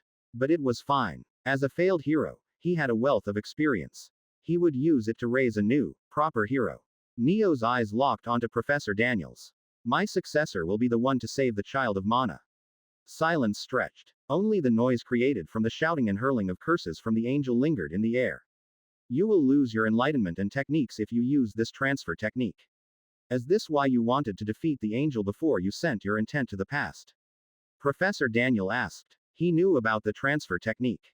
It would strip Neo of his hard-earned tech and choose. Neo smiled when he noticed Professor Daniel's concern. He shook his head. I won't lose anything. Most people's enlightenment come from momentary inspiration. But my enlightenment come from understanding my techniques completely. I can regain the enlightenment easily. For others, regaining enlightenment was nigh impossible. Enlightenment came suddenly to them. But Neo was different. Chapter 303 for a better foundation. But Neo was different. You can send my intent back, right? Neo questioned. Quote dot dot dot. I can try. Losing his enlightenments and masteries didn't matter to Neo. He could easily get them back. This is a good choice. I lost too much while rushing to grow stronger, Neo thought while looking at his scarred hands. His goal had always been to be the strongest. And yet he was giving away his powers. There was a reason for it. The angel grew stronger as the two fought for centuries. If the angel's strength had not grown, Neo could have defeated it 2,000 years earlier. To match up with the angel's pace, he had to make a lot of compromises. It led him to make mistakes, which made his foundation weak. It was just like with his concept of darkness. The concept of true darkness was stronger than the concept of emotion and the concept of Pathfinder. Pathfinder gave high temporary stats in exchange for sacrifices. The user of this concept could devour everything, but the gains were temporary. The gains could range from 30 to 500 stats, depending on what was devoured. This was when the user was at expert mastery lowest. Reaching expert mastery peak would increase the stat gain severalfold. Emotion granted low permanent stats in exchange for emotions. The users of this concept could devour only emotions. Needless to say, the low here was significantly higher than what darkness users without concepts could get from devouring normal objects. True darkness allowed the user to devour anything, and the chances of receiving stat gains increased. The pace of receiving gains was slow, but they were permanent unlike Pathfinder, and the user had infinite things to devour unlike emotions. This was enough to understand that true darkness was better than emotion and Pathfinder. But in the short term, true darkness was the weakest. Neo had encountered similar things as he progressed on the path of world energy. And he had made many mistakes. But if I give away everything now, I can redo everything and become the strongest. You should double think about this. Professor Daniel, unaware of Neo's thoughts, said. His voice was calm, but it still revealed the tension in his furrowed brows. You'll lose. I'm not lose anything. I'm making use of it. Neo said firmly. Besides, I can get them back easily. But I'm not sure we can fix everything even with this. The amount of white threads dancing over Neo's palms increased. At a nobleman at. They grew brighter glow. The energy crackled softly, twisting like living strands of silk in his grasp. He started to infuse his enlightenments and masteries over it. The threads pulsated with every technique he poured into it. Professor Daniel wanted to tell Neo to not give away everything.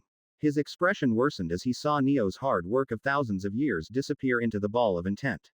However, Neo did not stop. This was what Neo was.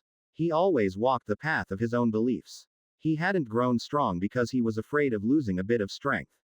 Sigh. Stop looking like that. I'm not giving away everything. My will is still with me, Neo said when he noticed Professor Daniel's countenance. The professor looked as if he was watching his own child die. His lips were slightly parted and his face was pale. The white threads started to wrap around each other, forming a glowing sphere that pulsed rhythmically. Stats. Elemental masteries. Sword techniques. Enlightenments. Neo put as much as he could into it. The ball of intet began to swell with condensed brilliance. As he started to put his world energy directly into it, Professor Daniel stopped him. Don't put energy into it. That will increase the intense weight, and I won't be able to send it back into the past. If everything Neo had put into the intent was a bullet, then the energy was the gun. Putting the two together would make it no different from a powerful demigod. Either only energy could be sent back, or the techniques. Neo was sweating heavily by the time he was done. His chest heaved up and down, and his eyes looked tired. Professor Daniel stared at the white ball of light floating above his hand.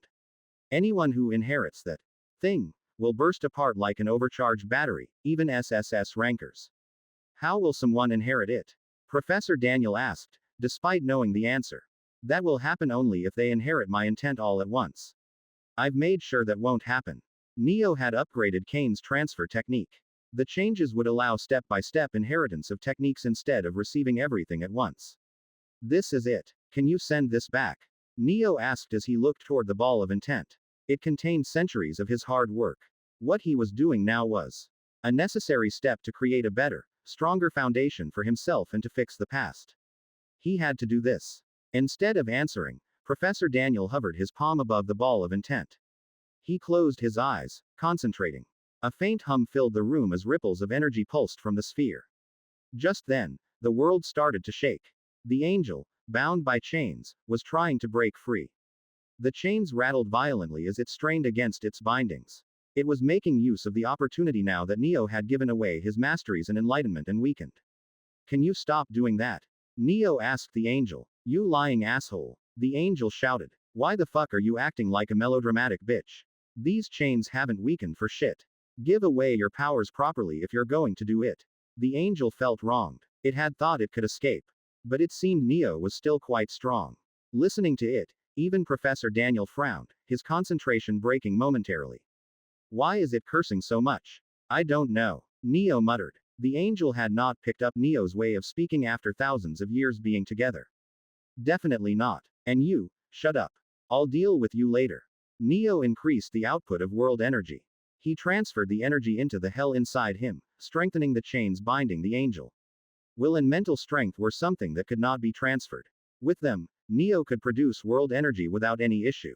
Professor Daniel focused on the ball of intent. The sphere of light hovered below his palm. I think I can send this back.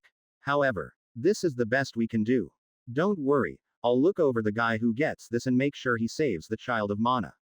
Professor Daniel frowned. Neo should have known what Professor Daniel wanted to say, yet he gave an answer to something else. Shaking his head, Professor Daniel started to use his time element. A faint aura enveloped him, distorting the space around him.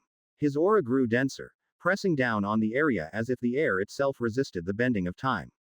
Space seemed to collapse around Professor Daniel. He grabbed the ball of intent. Since normal time manipulation won't work for the amount of time we have to cover, I need to lessen the load. I'll be using an anchor point that exists in this world and the timeline where he has to send this intent, Professor Daniel said. Go ahead. Neo nodded. The only thing that was present in both places was Professor Daniel. His words meant the intent would appear near his own young self. Knowing this, Professor Daniel's sadness and grief appeared in his eyes.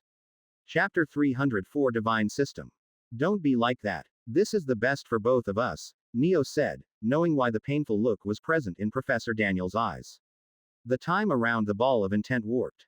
It disappeared and reappeared in the past. Ellipsis. Age of Gods. A ball of light floated above the bedroom of a young boy. The room was silent except for the soft whisper of the wind outside. Moonlight filtered through the window, casting pale streaks across the wooden floor and the disheveled bed where the boy lay. Unaware of the ball of light, the boy was peacefully floating in the sea of dreams. His cheeks were stained from dried tears. His face expression continued to change as if the sea of dreams were turning into stormy nightmares. The ball of intent floated into the chest of the boy. It didn't release the enlightenments and techniques stored inside it. Neo's consciousness appeared inside the ball of intent. Just like how he could split his consciousness between himself and his intent clone and control both, he could do the same with the ball of intent. It was a loophole that Neo used to see what was happening in the past. This is making me feel like my head would split. Neo groaned. As a ball of intent, he could only move for now. He focused on the scene before him. In a modest bedroom dimly lit by the pale light seeping through the curtains, young Daniel Kylum lay fast asleep. The blankets were slightly rumpled, and a cool breeze drifted in from a cracked window, making the curtains flutter softly. Neo stared at the sleeping figure, then gathered his focus, pressing his will forward and embedding thoughts as intent into the young Daniel's mind. Binding divine system. Daniel shifted, murmuring under his breath, his face scrunching slightly. Let me sleep for a few more minutes. Binding divine system. The intent projected by Neo manifested inside Daniel's mind, stronger this time. The words echoed like a whisper in the depths of his thoughts, jolting him awake. His eyes blinked open in confusion. I said let me sleep. His voice trailed off as he looked around the empty room. Silence greeted him. I'm sure I heard someone. Daniel frowned, his eyebrows knitting together. He leaned over the side of the bed, peering underneath where a few books lay scattered. Celine, come out. I know it was you. The underside of the bed was empty, save for the books and a forgotten sock. The silence deepened, broken only by the faint creaking of the wooden floorboards as Daniel shifted. Suddenly, a voice echoed in his mind. Divine system successfully bound. At Nobleman at. Newbie package has been gifted to host. Whoa. Daniel flinched, his heart racing as he scrambled back. His foot caught the edge of the blanket, and he tripped, crashing into the wall with a dull thud. A groan escaped his lips as he clutched his forehead. The pain brought slight tears to his eyes. What was that? He rubbed his head. His breath slowed as he scanned the room more carefully this time. The pale light revealed nothing out of the ordinary. Yet, he remained vigilant. After the apocalypse, the world had become unpredictable. Monsters lurked in the shadows, and danger could manifest without warning. Was it a monster's voice? Daniel thought. But I've never heard about a monster that can talk. Neo chuckled faintly, observing how cautious Professor Daniel had been, even as a child. The scene warmed him slightly despite the strain on his mind. Splitting his mind between two timelines, one present in the future and one in the past, was making him feel as if his mind would be torn apart. But he persisted. Focusing once more, he sent another surge of thoughts as intent into Daniel's consciousness. This time, he added a visual intent, accompanying the message. Please say, status, to check the menu screen. What the hell? A translucent blue screen suddenly materialized before Daniel, illuminating his face with a soft glow. He swung his arm instinctively. But it harmlessly passed through the screen. Who are you? Daniel shouted. He thought the screen was a monster. I'm Divine System, host. Neo kept up his act. Telling a child to save the world was not simple. There was a high chance Daniel would refuse. It was better to act like a system, pass down his powers gradually, and direct Daniel's thoughts towards saving the world and his sister, who would get kidnapped by Tyon soon. We don't have much time before Tyon tries to kidnap the child of Mana. System. Daniel muttered. He had read a few novels he found while scavenging the town outside the walls. A system was something the protagonist received. It was a cheat that allowed the protagonist to become the strongest in the novels. I got something like that. Daniel thought, his wide eyes reflecting the pale blue glow of the screen. A smile appeared on his face. Excitement bubbled within his gaze. However, he quickly reeled in his emotions and his smile faded. How can I be sure you aren't a monster? It is easy, host. Please open the newbie package and use the rewards. Then, you will know I'm not a monster. Newbie package? Daniel asked. He remembered something about receiving it. But he had been asleep and hadn't paid much attention. Open the newbie package. Daniel muttered, unsure of how to open it. Rows of text, made from Neo's visual intent, appeared before Daniel. Congratulations on opening the newbie package. You have received Time Stop Slip X3, Strength +1, Constitution +1. Power surged within Daniel's limbs. Heat spread from his chest as if flames had been ignited inside him. His seed of existence trembled from the influx of strength. Neo wasn't worried. He transferred only a small portion of the strength stored inside the ball of intent into Daniel, carefully restraining the flow. He knew giving too much too quickly could harm the boy. Only when done slowly could Daniel make the powers his own. Chapter 305 Guide to Raising a Hero. Fortunately for Daniel, the ball of intent had bonded to him. Since it had appeared in the past by using Professor Daniel as an anchor point, it could exist only around the younger self of Professor Daniel. Street. Status, the young Daniel muttered. Daniel Kylum. Level. 0. Express. 0 tenths. Stats. Strength. 3. Speed. 1. Dexterity. 4. Constitution. 3. Trait. Skills. None. Quests. None. Items. Time Stop Slip X3. These stats are good or bad? Daniel whispered. Daniel gained 1 strength stat and 1 constitution stat from the newbie package. He was effectively 30% stronger than his self from 5 minutes ago, if he believed the system, that is. Maybe I should check, Daniel muttered. He glanced around the room. The wooden floor creaked underfoot as he shifted. He pulled the dagger he hid beneath his pillow. The blade gleamed faintly under the moonlight seeping through the window. It was his weapon of choice as a scavenger, one with which he regularly went hunting. He hadn't fought against a monster yet, though.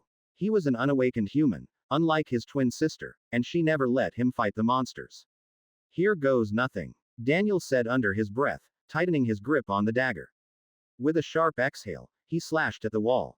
The blade went an inch deep into the concrete with ease, sending small fragments scattering to the floor. Daniel was stunned. He stared at the mark, unable to believe his eyes. Before this, he couldn't have been able to damage a wall so easily. Wow, is this for real? He whispered, his voice shaking slightly. Yes, host. The stats increase your physical abilities. When you start leveling up and reach milestones, you will unlock skills and receive even better rewards. Better rewards? Daniel asked. Indeed, host. To compare, while you are now strong for a human child, it is nothing much. The strength of newly awakened humans varies from 10 to 15 per stat. If I gain stats, will I be as strong as awakened humans? He asked with excitement. Yes, host. You can also become an awakened human through leveling up. Divine system's job is to help you become the strongest under the heavens. Daniel had to calm down his excitement forcefully. His breathing slowed as he clenched his fists to keep steady. For better or worse, Selene had taught him to doubt everything. Why are you trying to help me? Question cannot be answered. Host's level is too low. Daniel tried to question the system's purpose, its identity, and the identity of its creator, but the system kept refusing him with the same vague responses. He sighed and asked, "So how do I level up?" Daniel. A familiar shout echoed through the house. The wooden door to his room swung open with a loud creak. A girl, similar to Daniel but more mature, entered in haste. Her long brown hair framed a face that bore a striking resemblance to his own, though her posture was more confident, and her presence was more commanding. Selene and Daniel were twins. Since she was an awakened, she had grown physically a lot faster, which was why she looked to be in her late teens despite being the same age. The neighbors heard you shouting. Are you okay? Her words caught in her throat as her eyes landed on the deep gash on the wall. Did you do that? I guess, yeah. Someone enter the house. No, Daniel answered nervously, shifting his weight. I had a nightmare and He instinctively hid the information about the divine system, unsure why but feeling it was safer kept secret for now. That's all. It was just a nightmare. Yeah. Selene sighed, the tension in the room deflating like a balloon. She shook her head, and a tired smile crossed her lips. Come down. I've prepared food. Okay. Daniel watched her retreating figure as she disappeared down the narrow hallway. The soft clinking of plates echoed faintly from the kitchen below. The two of them lived alone in a rented house inside the iron-fortified city, a place known for its towering walls and strict security measures. The house was modest, but it was not easy to get it. Not for twins with no guardians like them. Damaging the wall like Daniel had done would strain their already tight wallets. He glanced back at the damaged wall. He had slashed it without thinking, blinded by excitement. Guilt came flooding in as he realized what he had done. Selene is just as old as me, yet she is much more responsible. She didn't even scold me for damaging the wall. Sighing, he decided to freshen up. Just then, the system screen sprang up, glowing faintly in front of him. Tutorial quest. Leveling up. Kill a monster to reach 10 express and level up. Rewards. Overclock skill, trait awakening. Trait, awakening. Daniel had to double read to make sure he wasn't dreaming. His heart pounded louder than before. Won't I become an awakened if I awaken my trait? Yes, host. For Neo, all he had to do was simulate Daniel's seed of existence, and it would awaken Daniel's trait. He gave Daniel a quest instead of doing it directly. It was to solidify his image as a system, at Nobleman at. Hooray! Daniel couldn't believe it. The system was far better than he could have imagined. Awakened humans were the elite group. Only a small portion of humans could awaken, and they were the best of the best. They were treated like kings everywhere. Unfortunately, awakening of traits was dependent on luck. There were rumors saying that experiencing life-death scenarios could awaken traits too. However, it was not confirmed. I can become an awakened just by killing a monster. Daniel had to take deep breaths to calm himself. He felt like his life was finally turning around. Present. Neo's body started to break. A portion of his left hand slowly turned to dust, disintegrating into fine particles that drifted away like ash. He tried using his blessing to regenerate the wound, but nothing happened. More injuries began to pile up on his body, deep gashes and spreading fractures, as if reality itself was rejecting his existence. You have to stop, Professor Daniel said.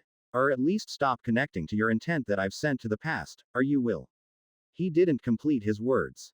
However, their meaning was clear. Time would erase Neo. Currently, Neo existed at two different points in time at once. Neo himself was in the present, and by sharing his consciousness with the ball of intent, he existed in the past, too. It was a paradox. No one could exist at two different points in time simultaneously. If not for Neo having the eternal skill, which gave him 50% resistance to everything, and himself being an ascender after awakening world energy, he would have been erased already. Nevertheless, all he could do was resist. He wasn't immune to wrath of time. Slowly, time was erasing his existence. His body was crumbling into dust. It's fine, Neo told Professor Daniel. This much is nothing. Neo's voice was weak and disjointed. It is nothing. You can't even talk. Professor Daniel clenched his fists and kept his thoughts to himself. Chapter 306 Guide to Raising a Hero 2. He wanted to force Neo to stop. But deep down, He knew what Neo was doing must be done. To save the world. To save the past. Neo had to carry the burden alone. Cracks started to appear on Neo's body. Each crack brought searing pain, but Neo did not let out a single complaint. He had to concentrate, or he couldn't maintain consciousness in both places. The passage of time became uneven for him.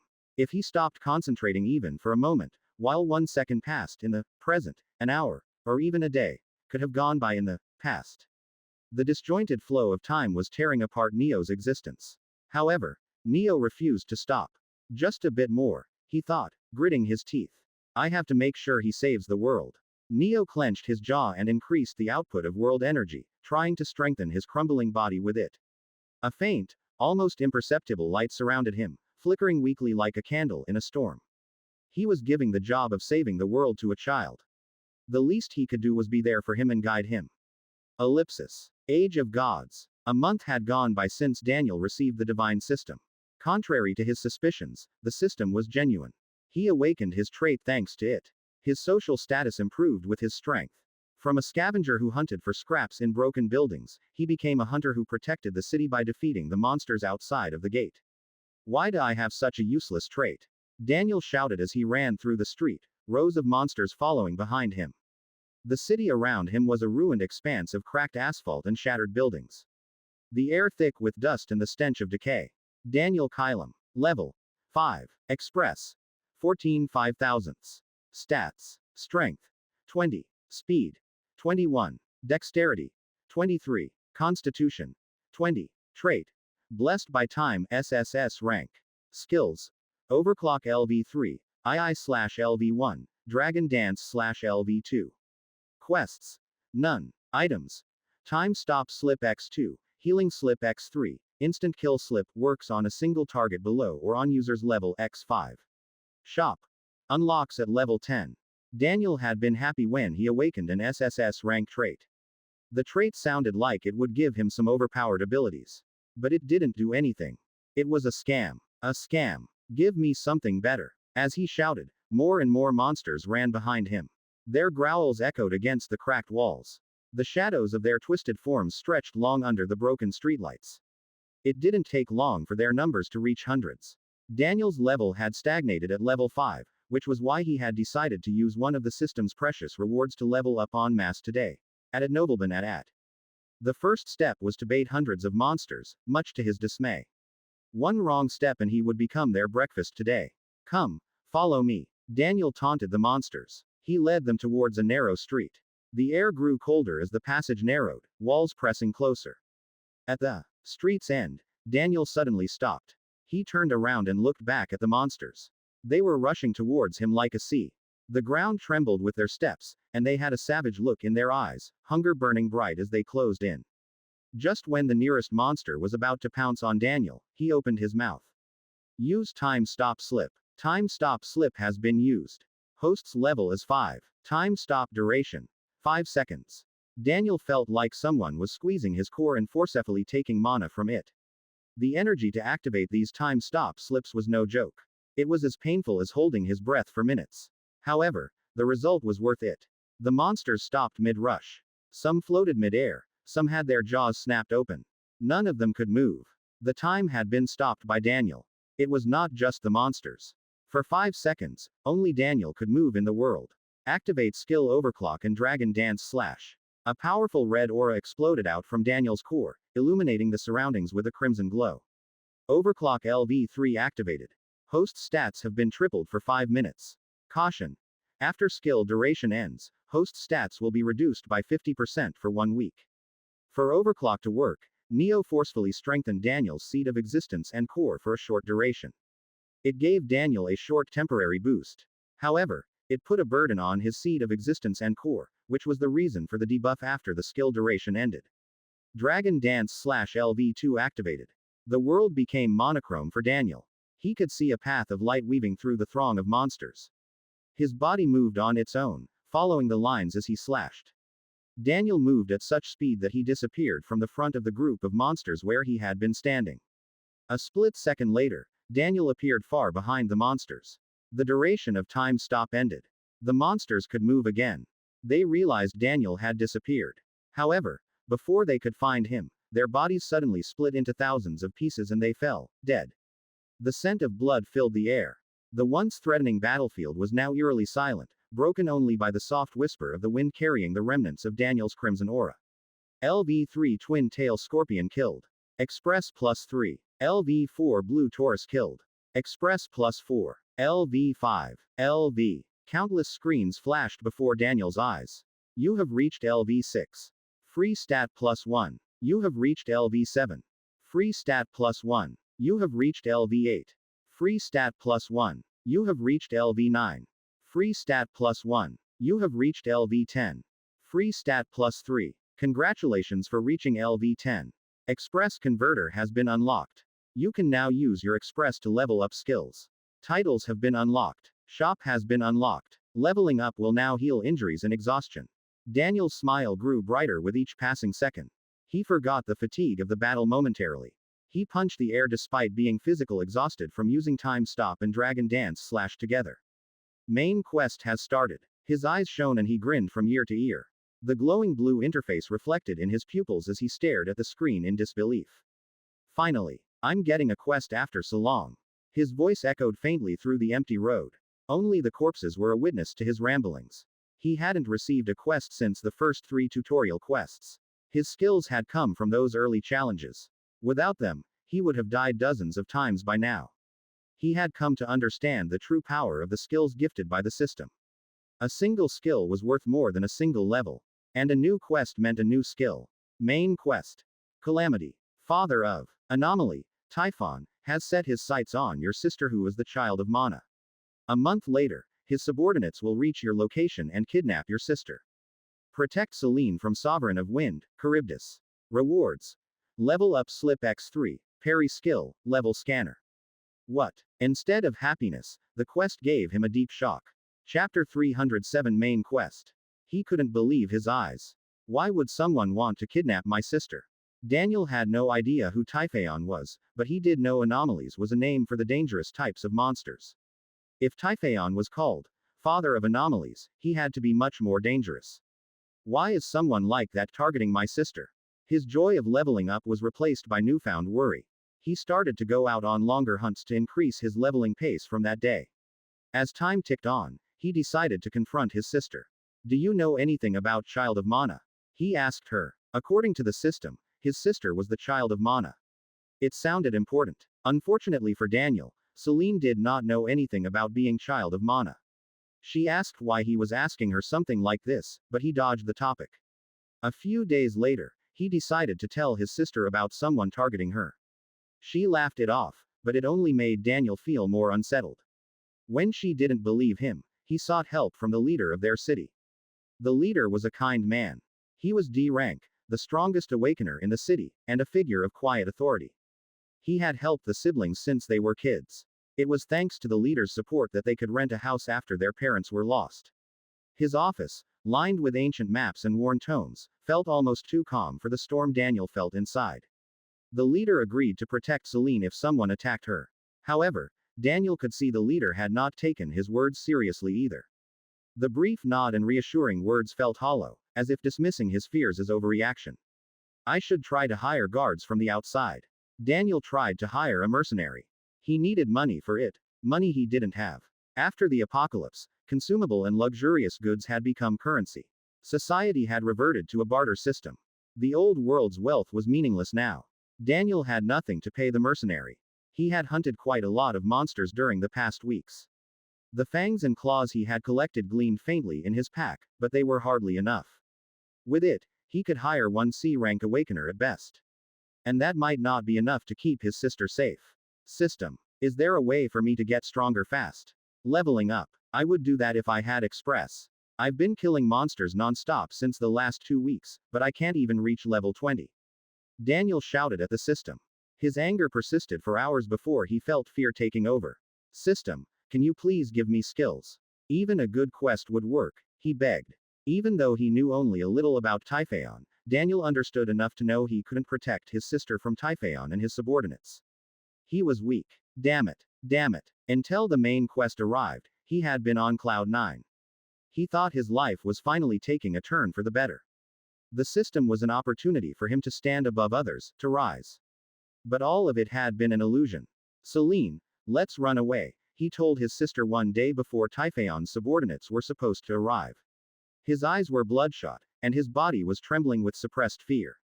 For Daniel, his sister was his world. She had awakened early and sacrificed so much for him. He wanted to save her at all costs. Calm down. Let's drink a coffee first, Selene said gently. She didn't laugh off Daniel's worry when she noticed his pale complexion and the way his hands fidgeted restlessly. The two siblings sat together at the wooden table in their small, candlelit cabin. The aroma of coffee mixed with the scent of damp earth from outside as rain tapped softly on the roof. Midnight air hung heavy, filled with unspoken dread. Daniel was thinking of ways to run away with Selene. He had trained relentlessly over the past month, pushing his body to the limit. Against all odds, he reached level 20 in just 4 weeks. His efforts had earned him several titles and rare system items. At Nobleman at. And yet, in the corner of his heart, he knew. He couldn't stop Typhon. Running away was their only choice. Just then, the clock struck 12. Daniel sensed a foreign presence. The winds picked up. They formed tornadoes, ripping apart the city in a matter of seconds. Awakeners, their weapons, bunkers, everything was torn apart within 10 seconds. The once bustling city was reduced to rubble. Dust and debris filled the air, choking the remaining life out of the ruined streets. Everything happened too quickly for Daniel to make sense of it. A faceless humanoid monster with a white body descended from the storm-ravaged sky. The monster's feet touched the cracked ground. He looked around, searching for something. A smile appeared on his face when he found Selene. The monster tugged at his finger.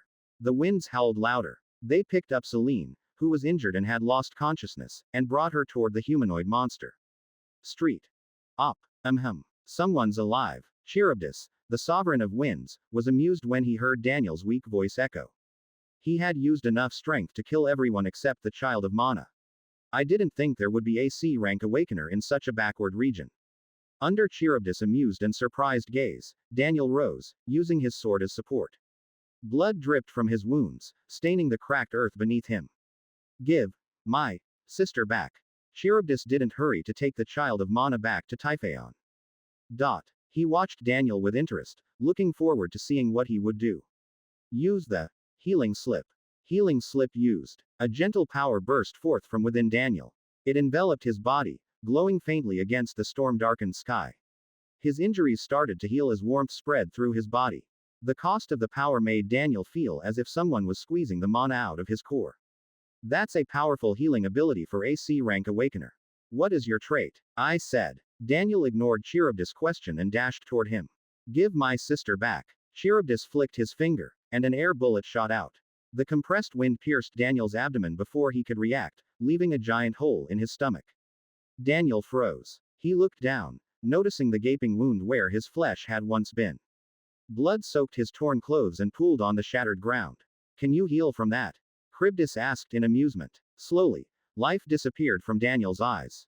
He kept trying to claw towards Charybdis during his last moments. His trembling fingers digged into the rough, broken soil. Use healing slips, Daniel tried to say.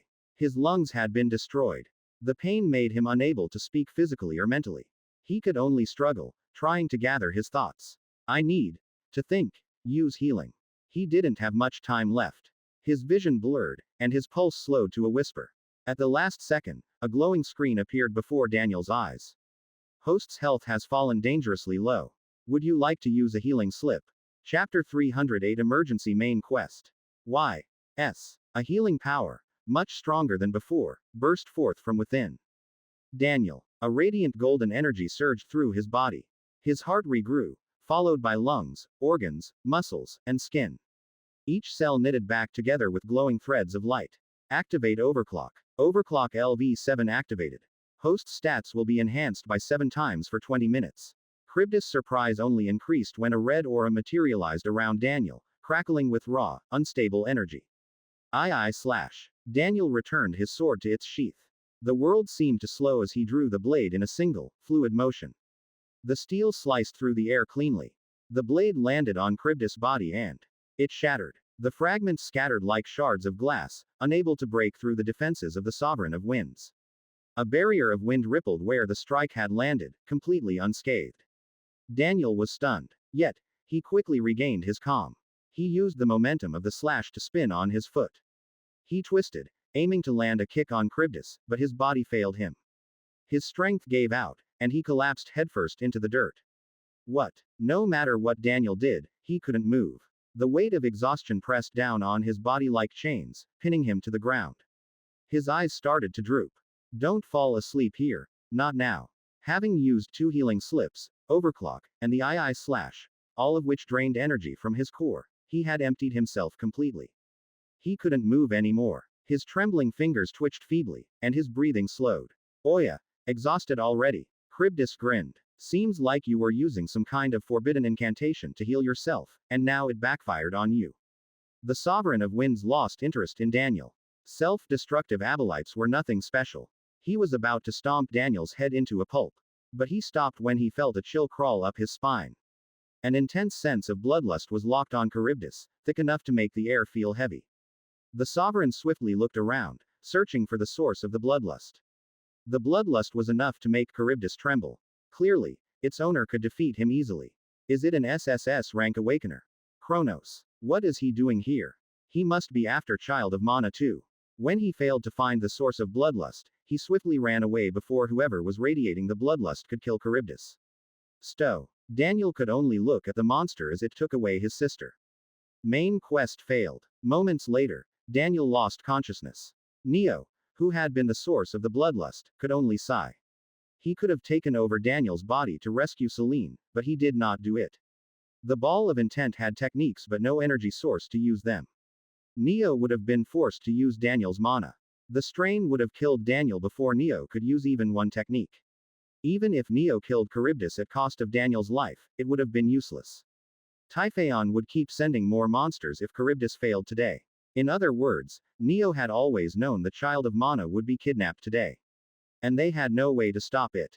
Although he had been strengthening Daniel, the speed wasn't good enough. Selene was kidnapped exactly when Jack and I arrived in this world. That means we have 8 hours to rescue her before Typhaon takes over her mind. Neo clicked his tongue. It was impossible to save the Child of Mana now. Jack and I won't come to this timeline either. Jack already left the Shadow World, and I'm here. Since only one timeline could exist at one point in time, only one person could exist at any one point in time. It meant something like future Neo and present Neo meeting would never happen. If future Neo came to the past, either the actual Neo of the past would be erased, or the future Neo would take over the body of the past Neo. This meant, Neo had only Daniel to make use of. Daniel woke up a few days later. He was in a dimly lit medical room set up inside a tent. The scent of herbs and antiseptic lingered in the air. The place was filled with the low hum of whispered conversations and the occasional groans of the wounded. Rows of cots lined the tent, each occupied by the injured, some bandaged heavily, others unconscious. Don't stand. Your injuries aren't healed, the nurse told Daniel, gently pressing a hand on his shoulder. The woman wore a simple white tunic stained with blood. Her expression was kind but firm. We are from the neighboring city. Our scouts came to your city when they detected the surge of mana, and then we found the city destroyed. Daniel was in no condition to listen to the nurse. His mind felt foggy, and his body was weak, but the pain in his chest wasn't from his injuries. He looked around. Where is my sister? Can you tell me her name? The nurse asked while looking through a list of names they had rescued. Selene. The nurse flipped through the pages with a growing frown before shaking her head. I'm sorry. There is no one named Selene in the rescued people. Lee. Amanda. What are you saying to a patient who just woke up? The tent flap snapped open, and a tall doctor with graying hair stormed in. His face was stern as he snatched the list from the nurse's hands. He looked at Daniel. Young man, you can ask about your sister later. For now, rest. Focus on yourself. Daniel didn't answer. His gaze was fixed on the glowing screen that had appeared before his eyes. Main quest failed. You have failed to protect the Child of Mana. Emergency main quest initiated. Quest details. Join Awakener Association or Titans. Reward. Knowledge of World Time Spell. World Time Spell. Daniel asked, blankly. After losing Selene, his mind had become numbed. At Nobleman at. It was as if he couldn't feel pain. He didn't even ask System why his body had failed at the last moment during the battle with Sovereign of Winds. Instead of dwelling on the past, all he thought about was how to rescue Selene. Host, it is a spell that will allow you to return to the past.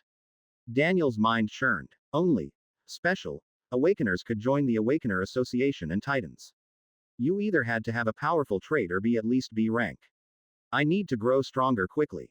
He tried to stand. His legs trembled. The doctor placed a firm hand on his shoulder. Where are you going? Hunting. He had to level up.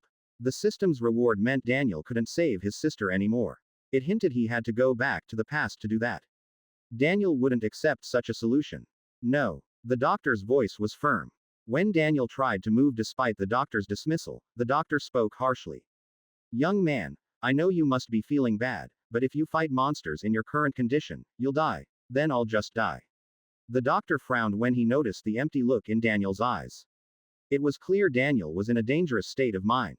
The doctor decided to use force. Daniel couldn't stand up when the doctor, an awakened, pressed his weakened body down. He clenched his teeth. Use healing slip, he muttered under his breath. The doctor couldn't stop him from leaving if he was healed. Using a healing slip outside of battles or emergency was wasting them, but Daniel had to go out and hunt right now. He had to use every moment if he wanted to be stronger. Neo didn't respond immediately. Although Neo had used only a small portion of his techniques for Daniel, the fact remained Neo and Daniel were far apart in strength. Neo's techniques burned Daniel's body, soul, core, and seed of existence. During the battle with Charybdis, Daniel's seed of existence had almost burst apart.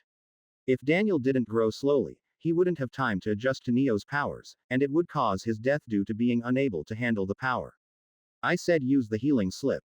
Daniel shouted when the system didn't respond to him. Neo sighed. Using healing slip. Chapter 309 Tyon Awakening. Daniel's injuries healed in front of the doctor's eyes. See, I'm okay. Daniel stepped out of the medical tent. He left behind surprised gazes on others' faces. After leaving the city, Daniel forewent everything that wasn't needed to keep himself alive. He only ate and slept the bare minimum. All of his time and focus went towards monster hunting.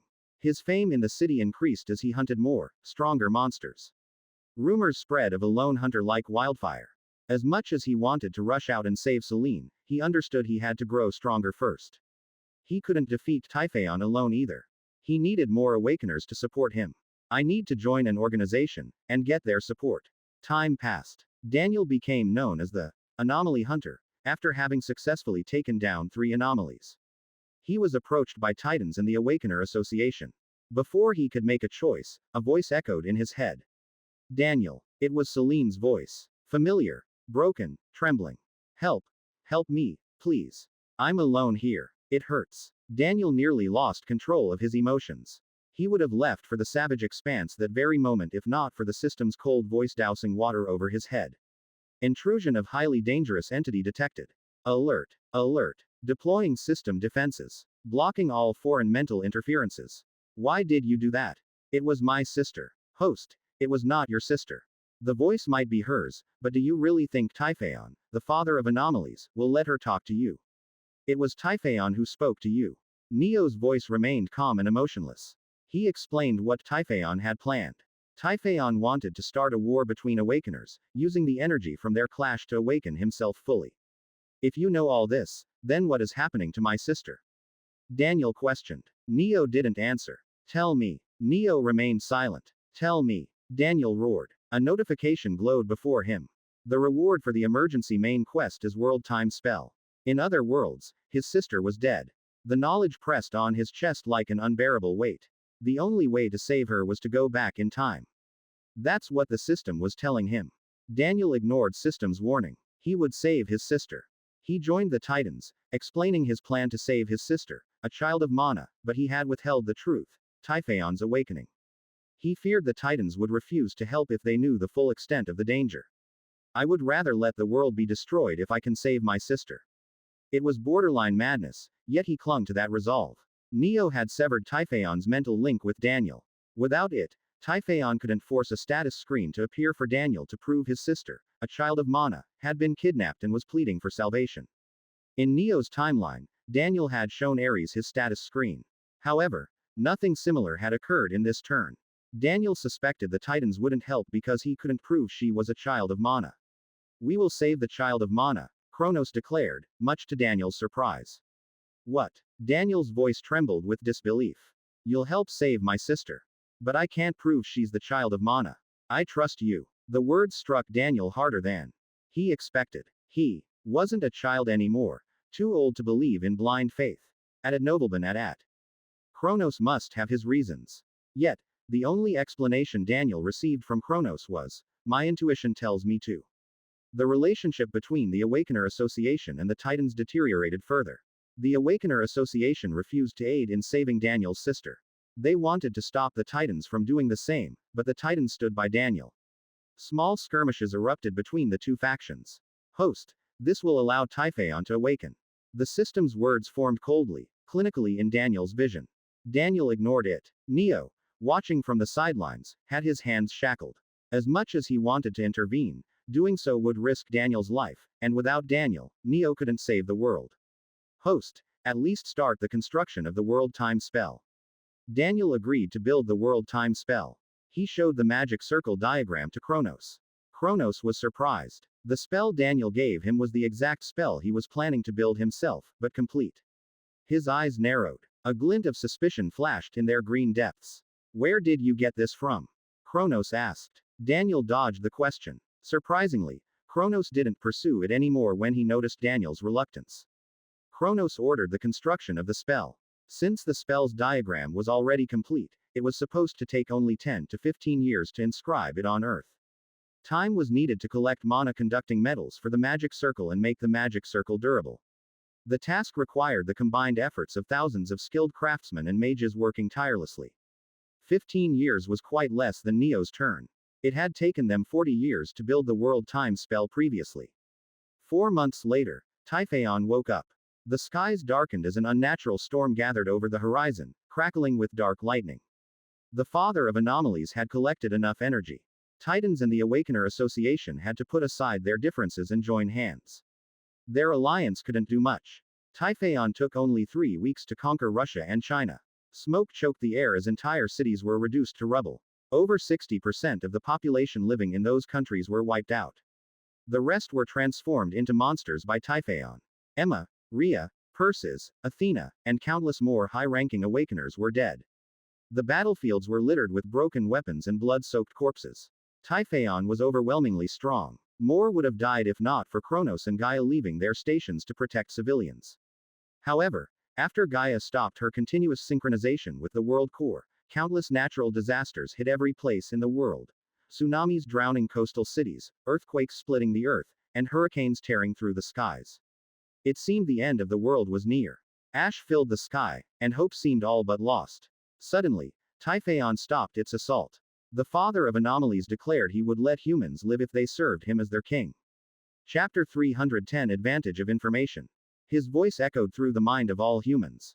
To show their allegiance and enter under Typhon's rule, humans would have to let Typhon transform them into monsters willingly. The news brought both terror and relief to the survivors. Some wept, clutching their loved ones in fear, while others, broken by despair, considered surrendering to the darkness. So, all of you are alive? Kronos asked. He was having a meeting with the few remaining high-ranking Awakeners. The atmosphere was grim. The dimly lit room was filled with the scent of damp earth and the faint crackling of a dying hearth. Zeus, Kronos, Daniel, and me, that's all. Gaia asked. Kronos, where are the other Titans? There is no way you two are the only Titan left. A portal to another world with hostile aliens opened in the Bermuda Triangle. The air seemed to grow colder with his words. We had to divide our forces between Typhon and the portals, which, dividing our forces weakened us, and we lost on both fronts. His words were no different from saying Kronos and Daniel were the last Titans left. He sighed bitterly. At nobleman at. What about Ares and Apollo? Kronos asked. Since Sunshine is still alive, I take it Apollo is alive too. For now, yes, Gaia replied quietly. Apollo and Ares had been part of the reinforcements sent to rescue Emma and the others. Emma was dead. However, there was no news of Apollo and Ares. So, what's the plan now? Kronos asked. He looked at everyone before his gaze stopped at Daniel.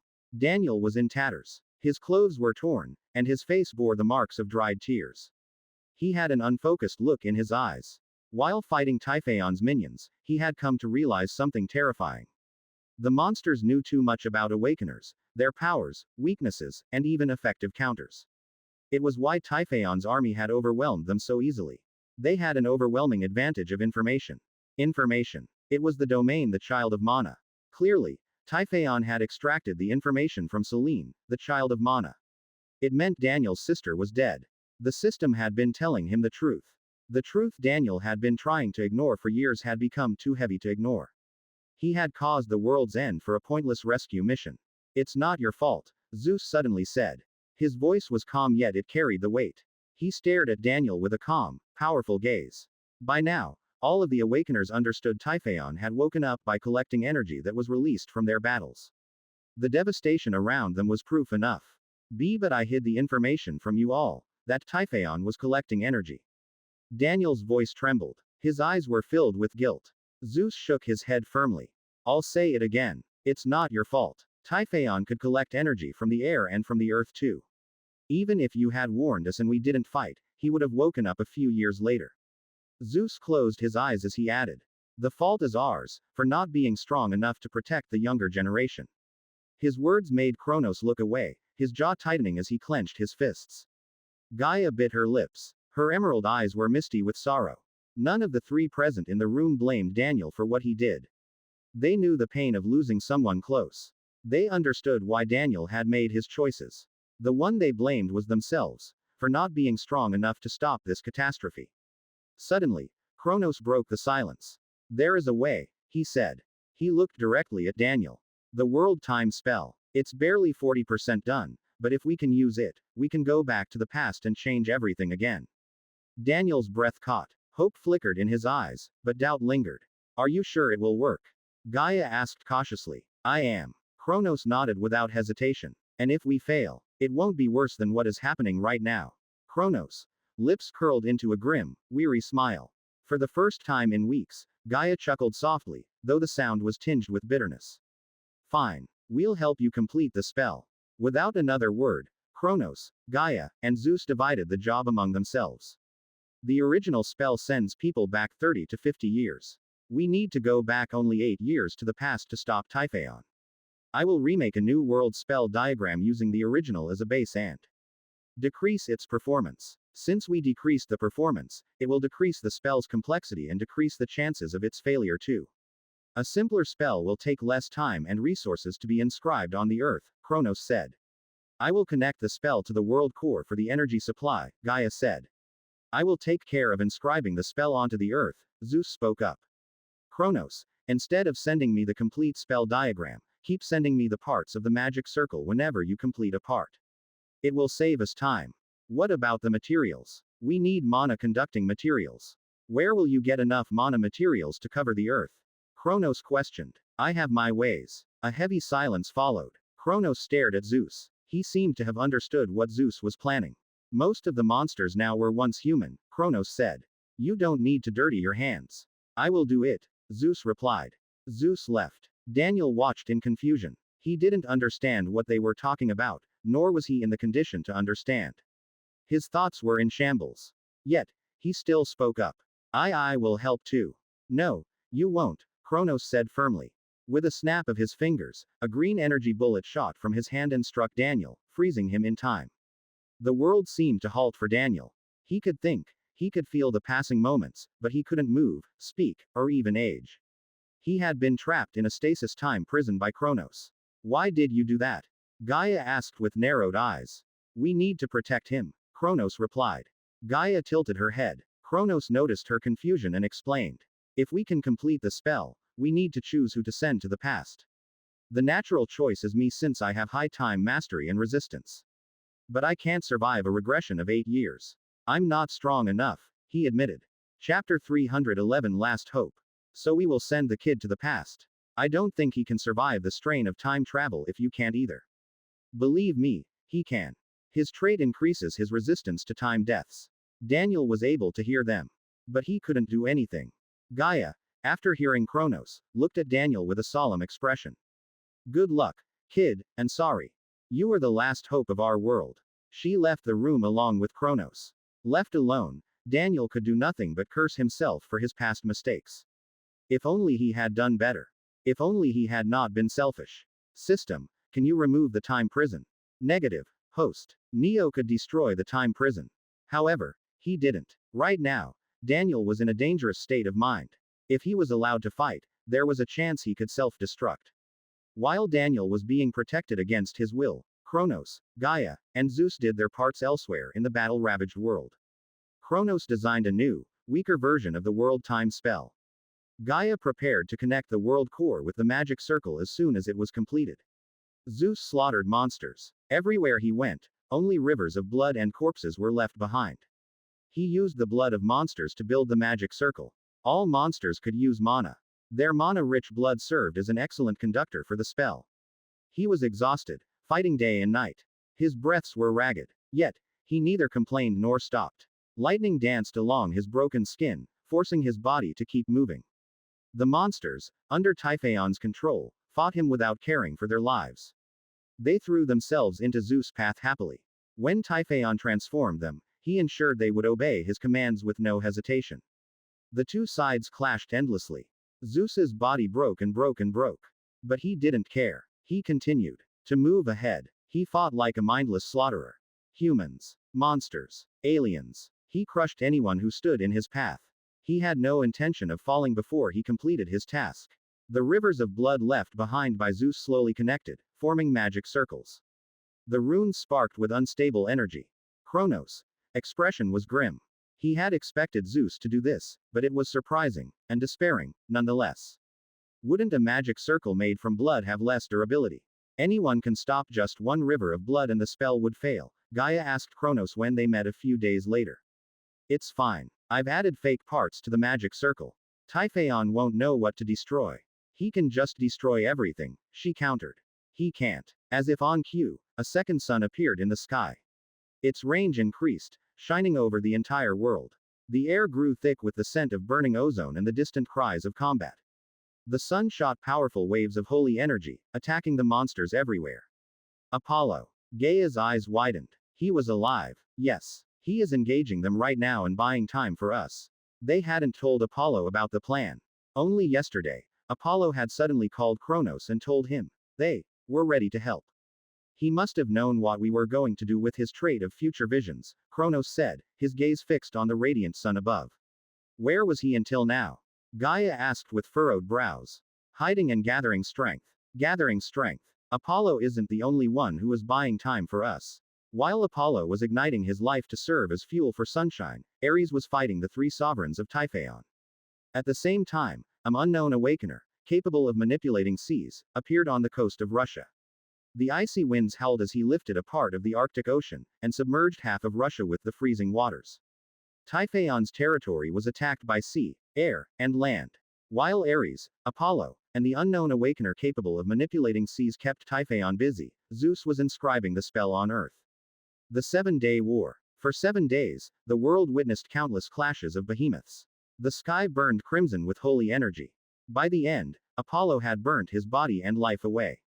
He crumbled into dust, and sunshine dimmed away into non-existence. The golden sun vanished, leaving a lingering warmth that soon faded. Ares' body was torn apart by the slicing winds of Charybdis, the sovereign of winds. His blood stained the ground, soaking the broken earth as his weapon fell from his grasp. The awakener who appeared in Russia was caught by Typhon and beheaded. His corpse, pale and lifeless, was paraded across Typhon's territory, an example to show what would happen if anyone, no matter how strong, rebelled against Typhon. Zeus fell. During his last breath, he self-destructed his core, summoning an avalanche of lightning that killed countless monsters, causing the rivers of blood to grow. At Nobleman at. The world time spell was completed. The spell was inscribed on the earth successfully. Kronos and Gaia moved quickly. They didn't have much time before Typhon damaged the magic circle. Kronos protected Gaia while she connected the world core and world time spell's magic circle. They were successful. However, Typhon was able to harm Gaia. The father of anomalies could connect to the world core. He had been lying in wait for Gaia to kill her when he connected to the world core. Although she was able to escape Typhon's ambush momentarily and connect the world core and world time spell, the injuries claimed her life. Kronos wasn't left unharmed either. He had been fighting non-stop for weeks. The exhaustion caught up to him. Just when Kronos was about to be slain, Daniel appeared and saved him. How are you here? Kronos asked. The exhaustion made his mind muddy, and he had lost control of Daniel's time prison. It was how Daniel could escape. Kronos chuckled when he realized how Daniel was there. Tears began to fall from Daniel's eyes. The sight of watching Kronos, who was like an older brother to him, laughing as he was dying, was heartbreaking. It was a reminder of his mistakes. Kronos, you should be the one to go to the past. You were a better choice than me. I did nothing, even in the last battle. Daniel. Kronos cut off Daniel and looked at him with a smile. I didn't try to save Child of Mana because of my intuition. Tell my past self this when you meet him. Chapter 312 Attempting once more. Wait, what do you mean? Before Daniel could question him, Kronos activated the world time spell. A blinding light erupted. The once deafening sounds of monsters faded. The world around Daniel went dark. Silence engulfed him. Suddenly, a powerful current smashed into him. The waves surged stronger with time. Daniel tried to stay afloat desperately. The current twisted and turned, dragging him along. Days, weeks, months, he lost track of time as he swam against the river of time. His body ached, his mind screamed, but he refused to give up. Just when Daniel thought he could not continue any longer, he heard a voice. I'm sorry. There is no one named Celine in the rescued people list. Amanda, what are you saying to a patient who just woke up? The smell of antiseptic filled his nostrils. The beeping of medical monitors echoed softly. Blinding white light burned his vision as he blinked awake. The sharp scent of a sterile medical room was unmistakable. He looked around, noticing the doctor and nurse staring down at him. The nurse, Amanda, had a panicked expression, while the doctor maintained a professional calm. Patient Daniel, are you okay? How are you feeling? The doctor asked. Daniel looked at his arms. He pinched his cheek. Pain returned instantly. It was proof. This wasn't a dream. He had returned to the past. Ha ha ha. Daniel's laughter echoed hollowly. He covered his face with his hands. His shoulders trembled. What the hell? He couldn't stop his tears as he laughed bitterly. Everyone he cared about had died. They died because of the mistakes he made. He returned to the past to fix those mistakes. But, ha ha ha, is this a sick joke? He woke up 3 days after his sister had been kidnapped by Charybdis, the sovereign of Typhaon. He couldn't save her. A few minutes later, Daniel exhausted his tears. The doctor left after giving him a checkup, leaving to look at other patients. The sterile scent lingered as the machines beeped steadily beside him. Daniel lay on the bed, staring at the ceiling with a blank gaze. Use healing slip, he muttered few seconds later. Healing slip is being used. A faint, golden glow surrounded his body. Daniel's injuries began to heal. The physical pain in his limbs eased as the magic worked through him. The ball of intent within Daniel, Neo, had returned in time with Daniel. Daniel had grown emotionally. This is good. Neo felt a sense of relief. Daniel's emotional growth was important, or else Daniel would break before he could save the world. However, something is wrong. We should have returned 1 month before Daniel's sister was kidnapped. Did the spell fail at the last moment? Is it because Kronos didn't have time to run proper checks? An error of a month was acceptable in a spell that could send the user 8 years back into the past. Neo and Daniel had been just unlucky. They couldn't been sent to the exact date they had planned, a few days later. Or a few days earlier. Was it really luck? Fate commanded cause and effect and luck. Fate might be trying to stop us from changing the past too many times. Or maybe it was just simple bad luck. Neo hoped it wasn't fate. Daniel stood up after having his injuries healed. The white hospital bed crinkled as he shifted.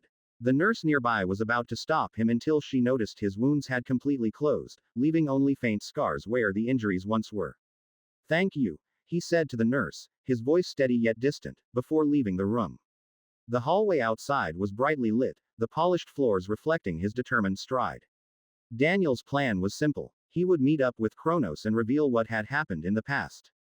Just then, a screen materialized before Daniel's eyes. It has been detected that host has undergone regression. Adjusting divine system. Please pick one of the rewards. 1. 10% of pre-regression stats. 2. Any one skill from your previous life, the skill level will be reset.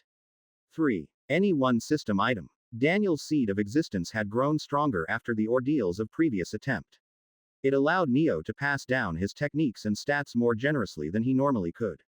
Daniel was surprised to see the rewards. He hadn't expected it. I guess I'll choose a skill. He could get stats from leveling up, and items were expendable. Skills, on the other hand, were powerful, non-expendable, and harder to acquire than stats or system items. Which skill would you like to choose? Time stop, Daniel said. Time stop LV1 unlocked. After choosing the skill, Daniel moved toward the west. The dense forest was shrouded in mist. Monsters and beasts hid in its undergrowth. He killed the monsters he encountered on his path and leveled up. It took him months to reach the headquarters of the Titans. The fortress-like structure looked otherworldly. Daniel could have reached the place quicker, but taking his time was better. He had used it to grow stronger. He walked up to the receptionist sitting at the guest floor of the Titans' headquarters. The marble floor gleamed under the golden chandeliers, and the massive hall was filled with the quiet murmur of conversations. I want to meet Kronos, he said. Sir, you can't meet. The receptionist stopped speaking when Daniel suddenly let out his aura. The atmosphere shifted. A crushing pressure filled the hall, causing glass ornaments on the nearby tables to tremble. The guards sprang into motion. They surrounded Daniel and pointed their weapons at him. Get down on your knees. Raise your hands. The guard leader shouted. Ha ha ha, calm down. Daniel chuckled. I said, on your knees. We will shoot you if we detect any mana. Shoot with what? Your weapon is missing. The guard leader froze. His hands, once holding a bow, were now empty. His eyes widened as he looked at Daniel, who was now twirling the same bow between his fingers with a smirk. At nobleman at. When did he take it? The guard leader was shocked. The other guards moved, but suddenly their weapons vanished. The sound of steel clattering echoed as the weapons reappeared at Daniel's feet in a neat pile. How about we talk like civil people instead of fighting? Daniel grinned. He had used time stop to steal the weapons. You damned brat. Suddenly, one of the guards pounced toward Daniel. His face contorted with rage. Daniel reacted instantly, using time stop once more. Silence engulfed the hall as the guard halted midair, frozen in place. Daniel was about to shift his position when a voice echoed from behind him. I never expected to see a child able to control time so finely. Daniel spun around when he heard the familiar voice. Kronos stood there. With a snap of his fingers, Kronos shattered Daniel's hold over time. The frozen moment dissolved like glass, and the flow of reality resumed. The guard, now freed, lunged forward, his attack just inches from Daniel's face. Before it could connect, Kronos intervened, raising a hand. Time seemed to ripple as the guard's movements ceased abruptly. Sir. The guards saluted, their stances stiffening with respect. Kronos gave a curt nod, his gaze never leaving Daniel. Follow me. Quote. Huh. Daniel blinked. You know me. I don't. But you are here to meet me, aren't you? Let's talk in my office. Kronos' expression remained unreadable. Daniel forced a rueful smile, suppressing the disappointment. He had hoped Kronos would remember him. But it seemed his expectations had been too high. The two walked through the corridors and entered Kronos' office. Chapter 313 Whisper of Time. Kronos told Daniel to sit while he prepared tea. The room was dimly lit. Watching Kronos retrieve teacups from a cabinet, Daniel mentally prepared himself. His fingers tapped anxiously on the armrest of the worn leather chair. I need to explain everything about the previous loop. But will Kronos believe me? Suddenly, a screen flickered to life before him. Host should not reveal the information about the future. Huh, why? Daniel was baffled. Fate. Revealing about the future will turn fate against you. Daniel frowned deeper. He didn't understand how fate could attack him, but knowing the system, it wouldn't have warned him unless the danger was real and immediate. If I don't reveal I'm from the future, how will I gain Kronos' trust? Host needs to think about it himself. Daniel's mind churned like a stormy sea. The system hadn't forbidden him from saying he was from the future, only from disclosing information about it. Was there a loophole? At nobleman at. Here. Kronos. Voice pulled him from his thoughts. The man placed a steaming cup of tea in front of him. The porcelain cup was delicate, decorated with swirling silver patterns. The gentle heat radiated against Daniel's hands as he picked it up. Watching the steam spiral into the air, an idea slowly formed in his mind. Kronos, Daniel began, I'm Daniel Kylum, and I'm from the future. Kronos raised a single brow. Yet his expression remained calm, and unreadable. He didn't show much of a reaction. Can you prove it? Kronos asked. I can't. I'm sorry. Daniel hesitated, then shook his head. His grip on the teacup tightened as he continued. But I know something that might earn me your trust. Kronos leaned back. A playful smile curled at the edges of his lips. Regardless of whether Daniel was telling the truth or not, the current situation was, at the very least, entertaining to him. And what might that be? Daniel exhaled slowly. His gaze met Kronos, unwavering. You want to save the child of Mana. The room fell silent. Even the crackling fire seemed to quiet, as if holding its breath. Kronos' smile faded. He remained silent, and his expression shifted to something far more serious. I don't know the reason for it, Daniel continued. You always said you wanted to save the child of Mana because of your intuition. But at your last breath, you said the reason was something else. Kronos' hand paused midair, his fingers resting lightly on the rim of his cup. Something else. What was that? I don't know the reason. You didn't reveal it. Silence descended between Daniel and Kronos. Kronos seemed to be thinking about something. His sharp eyes narrowed as he stared past Daniel into the distance. The only sound was the crackling of the candle's flame and the faint rustle of fabric as Kronos shifted slightly. His voice broke the stillness a few minutes later. How do you know about the child of Mana? She is my sister, Selene Kylum. She was kidnapped a few months ago by Sovereign of Wind, Charybdis. I'm sorry. It's okay. Daniel had come to terms with the fact he couldn't save his sister. The pain was still there, like a wound that refused to heal, but he had steeled himself. He would make Typhaon pay for harming her. Can you show me another proof instead of just this? Kronos asked. Daniel's brows furrowed. Something that can reveal I'm from the future but doesn't reveal the knowledge of the future. He thought hard of a way to prove it. An idea came to him. Can I get a pen and paper? Sure. Kronos passed him a paper from the file placed on his desk and his pen. The desk was cluttered with scrolls and half-written formulas, symbols etched hastily as though caught mid-thought. Daniel began to draw on it.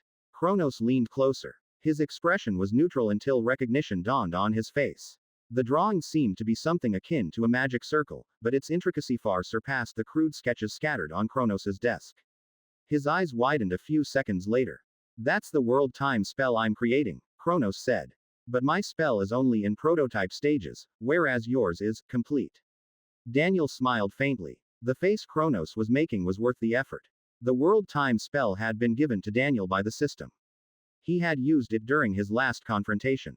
Using it again, just earlier, shouldn't be a problem. Do you trust me now? Kronos didn't respond immediately. Instead, he opened his desk's drawer and took out a small, crystalline recorder. Daniel looked at him with confused eyes. This device lets me record the voices of time. Daniel knew what the voices of time were. Anyone who came close to time deaths could hear them. Kronos continued. You asked me why I wanted to save the child of Mana, right? Daniel nodded. It's because of this. Kronos played the recorder. A distorted voice echoed from the device, crackling with static. I'm Black Medium Square, who interfered with the past for Black Medium Square. The voice continued to break due to the interference. Some parts were lost to the crackling sound. However, Daniel could tell, there was something unmistakable in the voice. Pain. Agony seemed to drip from each word, as if the speaker were barely holding themselves together. Due to Black Medium Square, the past changed, and it caused the world to be destroyed. The voice stopped abruptly for a few seconds. Then, the speaker resumed, audibly struggling to suppress the tremors in his voice. Black Medium Square to save Black Medium Square, protect the child of Mana from Typhaon. Neo, who had been listening silently, was stunned. His eyes widened in shock as he stared at the recorder. That's me. That's the time whisper I left behind. His mind raced. Not all the words left behind by Neo were clear. But the general meaning was unmistakable. Neo finally understood. Understood why Kronos had helped him in his timeline, and why he helped Daniel in Daniel's timeline. It was all because of the whisper of time that had traveled to the past. The cause and effect were reversed. Kronos helped Neo. The world was later destroyed. Neo used the whisper of time, and the whisper of time traveled to past to Kronos, which made Kronos help Neo in saving the child of Mana. Due to the whisper of time, the effect came first, then the cause. Save the child of Mana from Typhaon to protect the world, Daniel said. His fingers curled into fists at his sides as he stared at Kronos. This is the voice of time you've heard. But, are you sure you can trust it? Daniel added. What if that voice of time is trying to fool us? Kronos shook his head, slowly. I don't think so, he murmured. I've seen dreams. Visions, if you'd call them that. He pressed his lips together. His gaze became distant, as if he were staring into a void only he could see. Every day, I see the same dream. Our world, completely destroyed. Only a single man is left. He keeps fighting. Dying, reviving, dying, reviving. His voice cracked. The haunted memories, nightmares, were too painful to even think of. In this endless hell, he keeps fighting to defeat the entity who caused the world's end, Kronos said. You think that guy is the one who sent the voice of time to you? Daniel said. Chapter 314 Paradox Loop. Yes, I think he managed to send the voice of time to the past, and he hopes we can save the world. Kronos chuckled. In fact, I think the one who sent you the completed world time spell is also him. The world time spell would have been completed in the future, and that's where he is. Daniel neither denied nor agreed to Kronos' claim. The world time spell came from the system, not from the guy in Kronos' dream. Are you sure those dreams are real and not dreams? Daniel asked again. Those with time affinity can see unaltered pasts through dreams, Kronos replied. I see. Daniel turned his head. He stared at the clear sky through the window, where streaks of pink mixed with the blue of twilight. A guy who was fighting alone. He shook his head. No way that's true. It's too absurd. No way someone can stay sane after experiencing that much loneliness and pain. After Kronos trusted Daniel, the two joined hands. They revealed the news of Tyon collecting energy to awaken. At the same time, they began preparing the world time spell as a backup plan. Tyon could not collect energy from the Awakeners, battle due to Daniel's meticulous planning. The father of anomalies was forced to absorb energy from the air and earth instead. His speed of awakening was reduced greatly. Daniel didn't let go of the opportunity. He trained and leveled up at an extremely fast pace. He helped other Awakeners reach their true potential earlier. The Titans and Awakener Association completed the world time spell a lot faster. This time, it was not the inferior version but the true, complete version. Then, it happened. Tyon woke up 5 years later than he did in Daniel's timeline. The Awakeners' preparations had helped them resist Tyon. Only for 1 year, that is. Their plans were crushed by the overwhelming might of Tyon. The skies had darkened with storm clouds. The ground was littered with the ruins of shattered cities as countless Awakeners died helplessly. The father of anomalies was undefeatable. With no other choice left, the Awakeners decided to use the world time spell. This time, Daniel wasn't returning to the past alone. Dozens more Awakeners were going to the past together. I failed this time. But next time we will win, Daniel thought. His heart was heavy with loss, but he was determined to change the outcome of their defeat. The world time spell was activated. Bright light engulfed Daniel as runes spun around him in a complex pattern. His senses dispersed. He couldn't see, smell, or taste. A powerful wave rammed into him, disorienting and endless, like being cast into the heart of a maelstrom. He swam against the current for what felt like years. Other presences flickered nearby. Perhaps, they belonged to Awakeners who struggling against the river of time like him. Those presences disappeared with passage of time, one after another, until only Daniel remained. Maybe they weren't the Awakeners, Daniel thought. It was possible the power of time crushed others who were time traveling with him. But Daniel hoped. Otherwise. He continued to swim for what felt like decades. Just when he was about to give up, a voice echoed. I'm sorry. There is no one named Celine in the rescued people list. Amanda, what are you saying to a patient who just woke up? Suddenly, Daniel's consciousness snapped back. He woke up in a hospital room. The scent of antiseptic lingered in the air. Machines beeped softly in the corner, monitoring his vitals. Daniel massaged his head, feeling the lingering ache from the strain of time travel. The sterile white walls seemed unfamiliar yet oddly nostalgic. Why am I at this point of time again? The spell should have sent me a few years further into the past. Daniel didn't understand the cause of it. Was the spell flawed? Unlike Daniel, Neo was sure of it now. Fate had started taking action against them. It wouldn't let Daniel go beyond the time where he had regressed to. Use healing slip, Daniel muttered. A gentle blue glow enveloped his body as his injuries rapidly mended. His breathing steadied as the pain vanished. He signaled to the concerned doctor that he was fine and, without another word, left the hospital room. As he stepped out of the medical tent, the fabric flapped gently in the breeze, and the scent of herbs lingered in the air. A screen materialized before him. It has been detected that host has undergone a second regression. Adjusting divine system. Please pick one of the rewards. 1. 20% of pre-regression stats. 2. Any 2 skills from your previous life, the skill level will be reset. 3. Any 2 system items. The rewards increased. Daniel was pleasantly surprised. Choose pre-regression stats reward. In the last timeline, Daniel had wasted too much time trying to level up. Besides, he already had the time stop skill from the previous loop, a trump card that was stronger than other skills combined. Since I'm already at A rank, I don't need to waste my time leveling up anymore. I can meet others quickly. A faint smile appeared on Daniel's face. He wasn't the only one who had regressed. He was looking forward to meeting them. Present. Half of Neo's body had crumbled away. His figure was barely holding together. Arcs of red lightning sparked off his fractured form. Professor Daniel's expression was filled with regret. The realization weighed on him like a crushing tide. Finally, he knew everything. He had discovered who had given him the system. During the Age of Gods, Professor Daniel had regressed thousands of times, desperately trying to save the world. He had failed countless times, witnessing tragedy after tragedy. He was the only one who could regress. Others couldn't return to time with him. Traveling more than 5 years into the past killed others' time-traveling selves. Only Professor Daniel's future self could return to the past without being erased by the river of time. What kind of sick joke is this?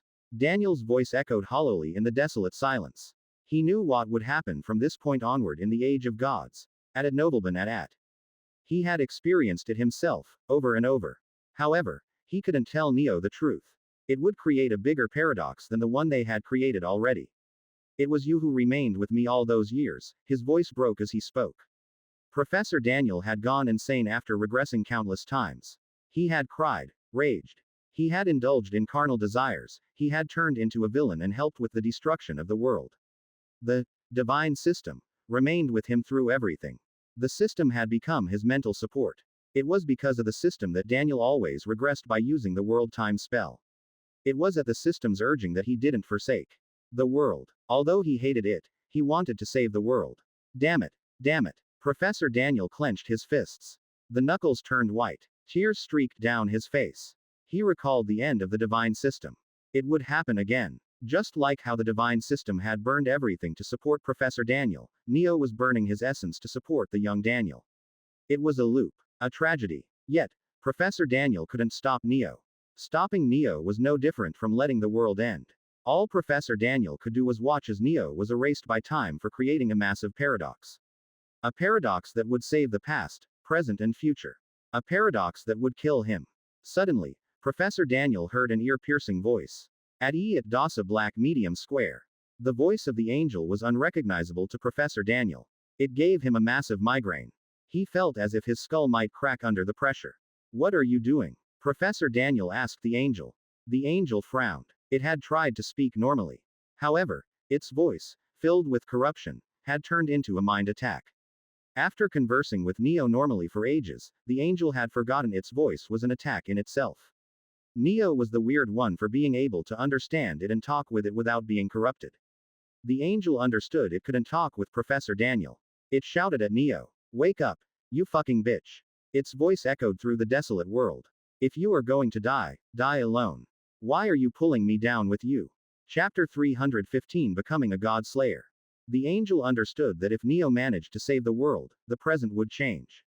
A lush world filled with life would appear instead of a world filled with maggots and decay. Vibrant forests, clear skies, and rivers singing with life, the opposite of the rotting, gray husk they stood upon. What would happen to Professor Daniel, Neo, and the angel? Professor Daniel would return to the future, from where he had come. Since it was a paradox loop, nothing would change for him. However, Neo and the angel had nowhere to go. They were errors. They existed in the destroyed world, not the world filled with life. If Neo succeeded in saving the past, the present would change. The destroyed world would vanish, along with Neo and the angel, and be replaced by a world filled with life. Stop it, you self-sacrificing asshole. You don't need to worry, Neo suddenly spoke. His voice was weak, trembling like a dying ember. I'm not dying until I become the strongest. You can't even talk. Stop faking. The angel swallowed its words when it sensed a change in the air. The surroundings grew ominous. The dimly lit battlefield seemed to shiver as if acknowledging the overwhelming force building within Neo. Dark clouds swirled above, and faint whispers of energy echoed across the empty space. Neo's presence was swelling. After giving away all of his techniques, he had become hollow. He was, however, regaining strength at an unprecedented stage. Ascension. So you know what this is. Neo spoke through his ragged breath. Until now, Neo's seed of existence was filled with techniques he created from the world energy of Earth and his own world energy. So you know what this is. Neo spoke through his ragged breath. Until now, Neo's seed of existence was filled with techniques he created from the world energy of Earth and his own world energy. His seed of existence had been impure. Giving away everything turned out to a blessing in disguise. His seed of existence became pure. It was a coincidence. Neo hadn't known he needed to give up everything he had gained from Earth and keep only what belonged to him would help him become one with world energy. My primogenitor skill was supposed to tell me all this. But it always gives cryptic answers, Neo thought bitterly. Half of the slots of the primogenitor skill were locked. To explain why, one slot's answer was, defeating an elder dragon and absorbing its heart would allow you to increase your energy generation and recovery rate. How was Neo supposed to find an elder dragon when everyone was dead? The other slots of the primogenitor were locked behind similarly impossible to complete answers. Finally, I can rebuild my body with world energy and complete my ascension. The air vibrated violently as world energy poured out from Neo like an endless tide. It surged and coalesced, painting the broken world in hues of blue and silver light. The surrounding mountains trembled, and nearby rocks levitated, pulled upward in defiance of gravity by Neo's awakening force. The world energy replaced his breaking body piece by piece. His golden blood turned blue. The world energy condensed further, becoming physical and turning into muscles. His bones regrew, much stronger than before. Organs, nerves, skin, hair, nails. His entire body was reforged with pure world energy.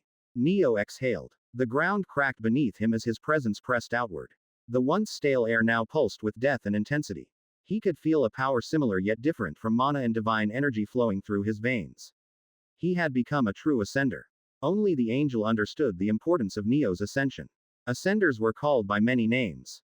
Godslayers. Heavenbreakers. These were the beings who defied the fate given to them and forged their destinies with their own hands. Looked enough? Neo asked. He had become a heavenbreaker. However, it didn't change his current situation. His body started to break again. The erosion of time, which had slowed after he ascended, was unstoppable. The pace of erosion was increasing again, slowly, yet surely. Time wouldn't stop until it had erased Neo entirely. While his body was breaking, Neo's gaze was fixed on Professor Daniel, who stood amidst the rubbles. From his looks, it seems he thinks the past he remembers now was caused by my actions, Neo thought. But is that true? Right now, Neo, the angel, and Professor Daniel were the center point of a paradox loop that spanned over thousands of years. As central points, they could recognize the flow of change in time. The angel understood Neo was causing the past to change. It remembered the original timeline. So did Neo. But was the same true for Professor Daniel? As the timeline he remembers the original one. Neo pondered. Is it really true that my actions right now are what happened in the original timeline too and what saved it in the end? Neo wasn't sure of it. Professor Daniel had grown weak. He was no longer the powerful force that swept through the age of gods. It was entirely possible he couldn't recognize the change in timeline, and his memories were being overridden by time. At Nobleman at. It might have led him to believe his current new memories were the original memories. Unlike a normal loop that spanned over 1 to 5 years, the current loop Neo was creating spanned over thousands of years. To be able to sense the flow of change in time for such a massive loop, they had to be powerful as well as the center point of the loop. Neo, Professor Daniel, and the angel were center points in the current loop. Professor Daniel, however, didn't fulfill the requirement for strength. I think his memory are being rewritten by time, Neo thought. He doesn't remember the original timeline and thinks that the timeline I'm creating now is original timeline. Of course, Neo could be wrong. When he met Professor Daniel while awakening time element, he remembered finding out Professor Daniel had gone through countless time loops during the age of gods to save the world. Professor Daniel had said he became weak as he exhausted himself during those time loops. Fuck, I don't care anymore what is original timeline and what is not. It's too confusing. The world gets saved. That's all I care about. Neo turned his head and looked at the maggot nearest to him. The angel's body was the thousand-eyed pillars and the countless maggots. Talking to one of them was the same as talking with the angel. What is it? The angel asked when Neo stared at it. Tell me how to upgrade the world time spell. What? The world time spell failed when I used it, but it worked when Daniel used it, Neo said. The answer was obvious. Void. After the angel appeared on Earth, it corrupted not only Earth's world energy but elementals too.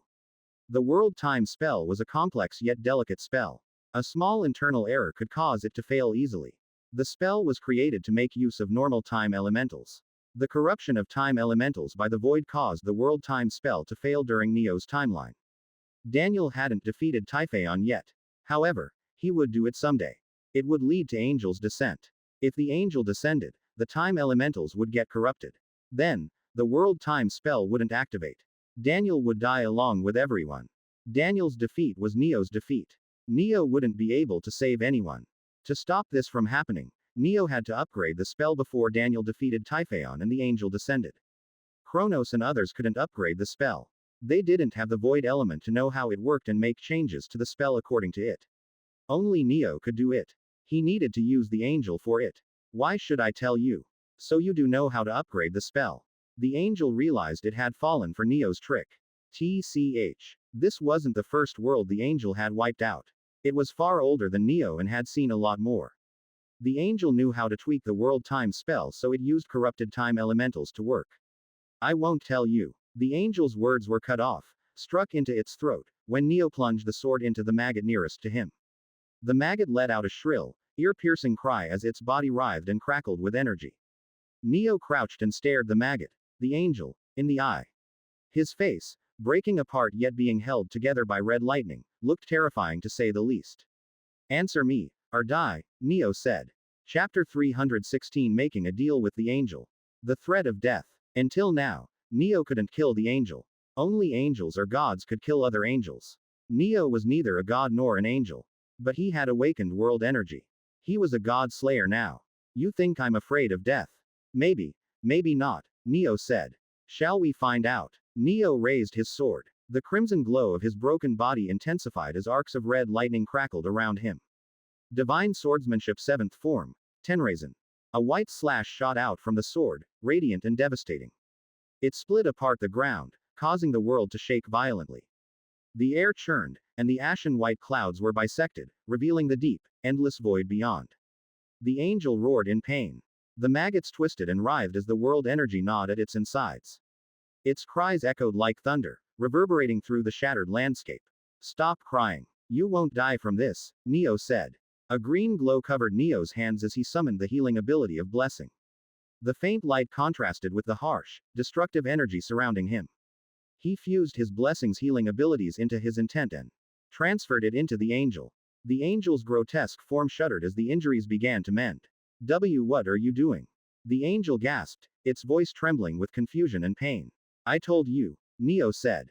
You won't die from this. Neo let out another monstrously powerful attack. The sheer force of the strike tore apart millions of writhing maggots. Their shrieks filled the air as they dissolved into glowing ash. After injuring the Angel, Neo healed it again. I'll bring you to the verge of death, heal you again, bring you to the verge of death, and heal you again, Neo declared. His body, already breaking apart, showed no signs of slowing down as he ignored the pain and slashed again. I've been going through the same for countless times. As your senior, I'll give you an advice. Neo smirked. Get used to pain. It won't end. Why are you doing this? Just kill me if you want to. The Angel's voice was breaking from pain. Neo didn't answer. His cold, piercing eyes stared down at the Angel. The Angel began to laugh. It suppressed the tremors in its voice, forcing itself to laugh louder to deny Neo the satisfaction of its suffering. You want to torture me? Go ahead. You'll die soon. I can handle a bit of pain until then. At Nobleman at. I think you are misunderstanding something. Neo shook his head, noticing the Angel's high and mighty attitude even in its weakened state. I'm not asking for help. I'm giving you a chance. Tell me what I want, and I'll save you. Save me from what? Yourself. Time and outer gods. Single quote ellipsis single quote. The Angel's expression would have contorted if it had a face. Its form shifted angrily. It glared at Neo as it roared. Don't overestimate yourself. You will defeat outer gods. You might be an ascender, but you barely defeated me. Neo's words had touched its nerve. I'm part of the lowest ranking angels of the outer god Azathulan. I'm just a scout for the main forces. You barely defeated the weakest enemy. Yet you think you can defeat the outer gods. I might not be able to use my powers properly yet. But I'm still an ascender. Neo shrugged. I do have the potential to kill outer gods. He clicked his tongue when the angel showed no signs of compromise. Look here. I'm sure you can see that guy standing behind me. The angel nodded reluctantly. It could see Professor Daniel, despite the fact that it shouldn't be able to. The corrupted time elementals surrounding Professor Daniel weakened his presence, reducing him to a faint outline that shimmered like a mirage in the air. That guy is from the future, and he can remember the past I'm changing. Do you know what that means? I saved the world. I don't know how yet. But I was able to give him the upgraded version of the world time spell. Neo continued. If you don't give me what I'm asking for, I will ask Professor Daniel to tell me the upgraded world time spell. Then I'll give that spell to the people of the past, Neo said. Do that then. Why are you asking for my help? The angel scoffed in a voice dripping with disdain. If Neo did what he was saying, it would create another paradox. Adding another paradox would increase the time erosion working on Neo. He might be erased instantly instead of slowly. There is no way you'll ask him. The angel froze as Neo turned around to ask for the spell from Professor Daniel. What are you doing? Don't tell me you'll actually ask him. Neo's feet didn't stop. The angel recalled who Neo was. A crazy bastard who kept fighting for thousands of years despite having no hope of victory. A mad lad who didn't escape despite having the strength to do so and instead fought an infinitely powerful entity. Neo would do it. He would ask Professor Daniel for the spell even if it created a paradox again. He was crazy enough to do it. Stop. The angel shouted. I'll help you. Neo let out a faint smile as he turned to look at the angel. Why the change of mind? Neo asked. I'll help you, but one condition. That is, save me. The angel felt stupid for saying it. Neo was going to save the past. The angel and Neo would get erased along with the present by time as a result. Neo would die himself too. His body was breaking apart. There was no way Neo could save both of them. Yet the angel trusted Neo. Because he was a monster who turned around a guaranteed defeat into a victory. He had done the impossible. Sure, I can do that, Neo answered. There was no hesitation in his voice. The angel was baffled, and it laughed bitterly. I'm crazy for thinking you can actually save us both. Neo had a single reason for agreeing to save the angel. Knowledge. He needed information about outer gods and the cosmos. Earth might have some information, but it was definitely not comparable to the wealth of knowledge the angel had. The angel began telling Neo about how to upgrade the world time spell. The surroundings grew quieter, the howling wind subsiding as the angel's voice resonated through the fragmented space. The angel had seen the spell when it descended. It had understood how the spell worked. With its knowledge, it could tweak the spell to make it compatible with the corrupted time elementals. After listening to the angel's explanation, Neo's gaze remained fixed on it. He asked one last thing. There is something I'm curious about. I'm listening, the angel replied. How did you defeat Dad? Don't take it the wrong way, but you were right, you are weak. Neo's tone was matter of fact. 3 paragons are enough to crush you. Underworld had thousands of paragons and hundreds of exalted awakeners and demigods. Even Dad was there, and he was a god. That 5th stage godhood guy was your dad. Chapter 317 Heavenbreakers. Yes, he was my dad. I see. Angel's voice was bitter. It had not expected a god to be present on a backward planet like Earth, let alone a 5th stage god. Honestly, seeing your dad freaked me out back then. We would have needed our main forces to take out a 5th stage god, but I was just a scout. Of course, I got scared. Angels like Valkyria were scouts who conquered weaker planets.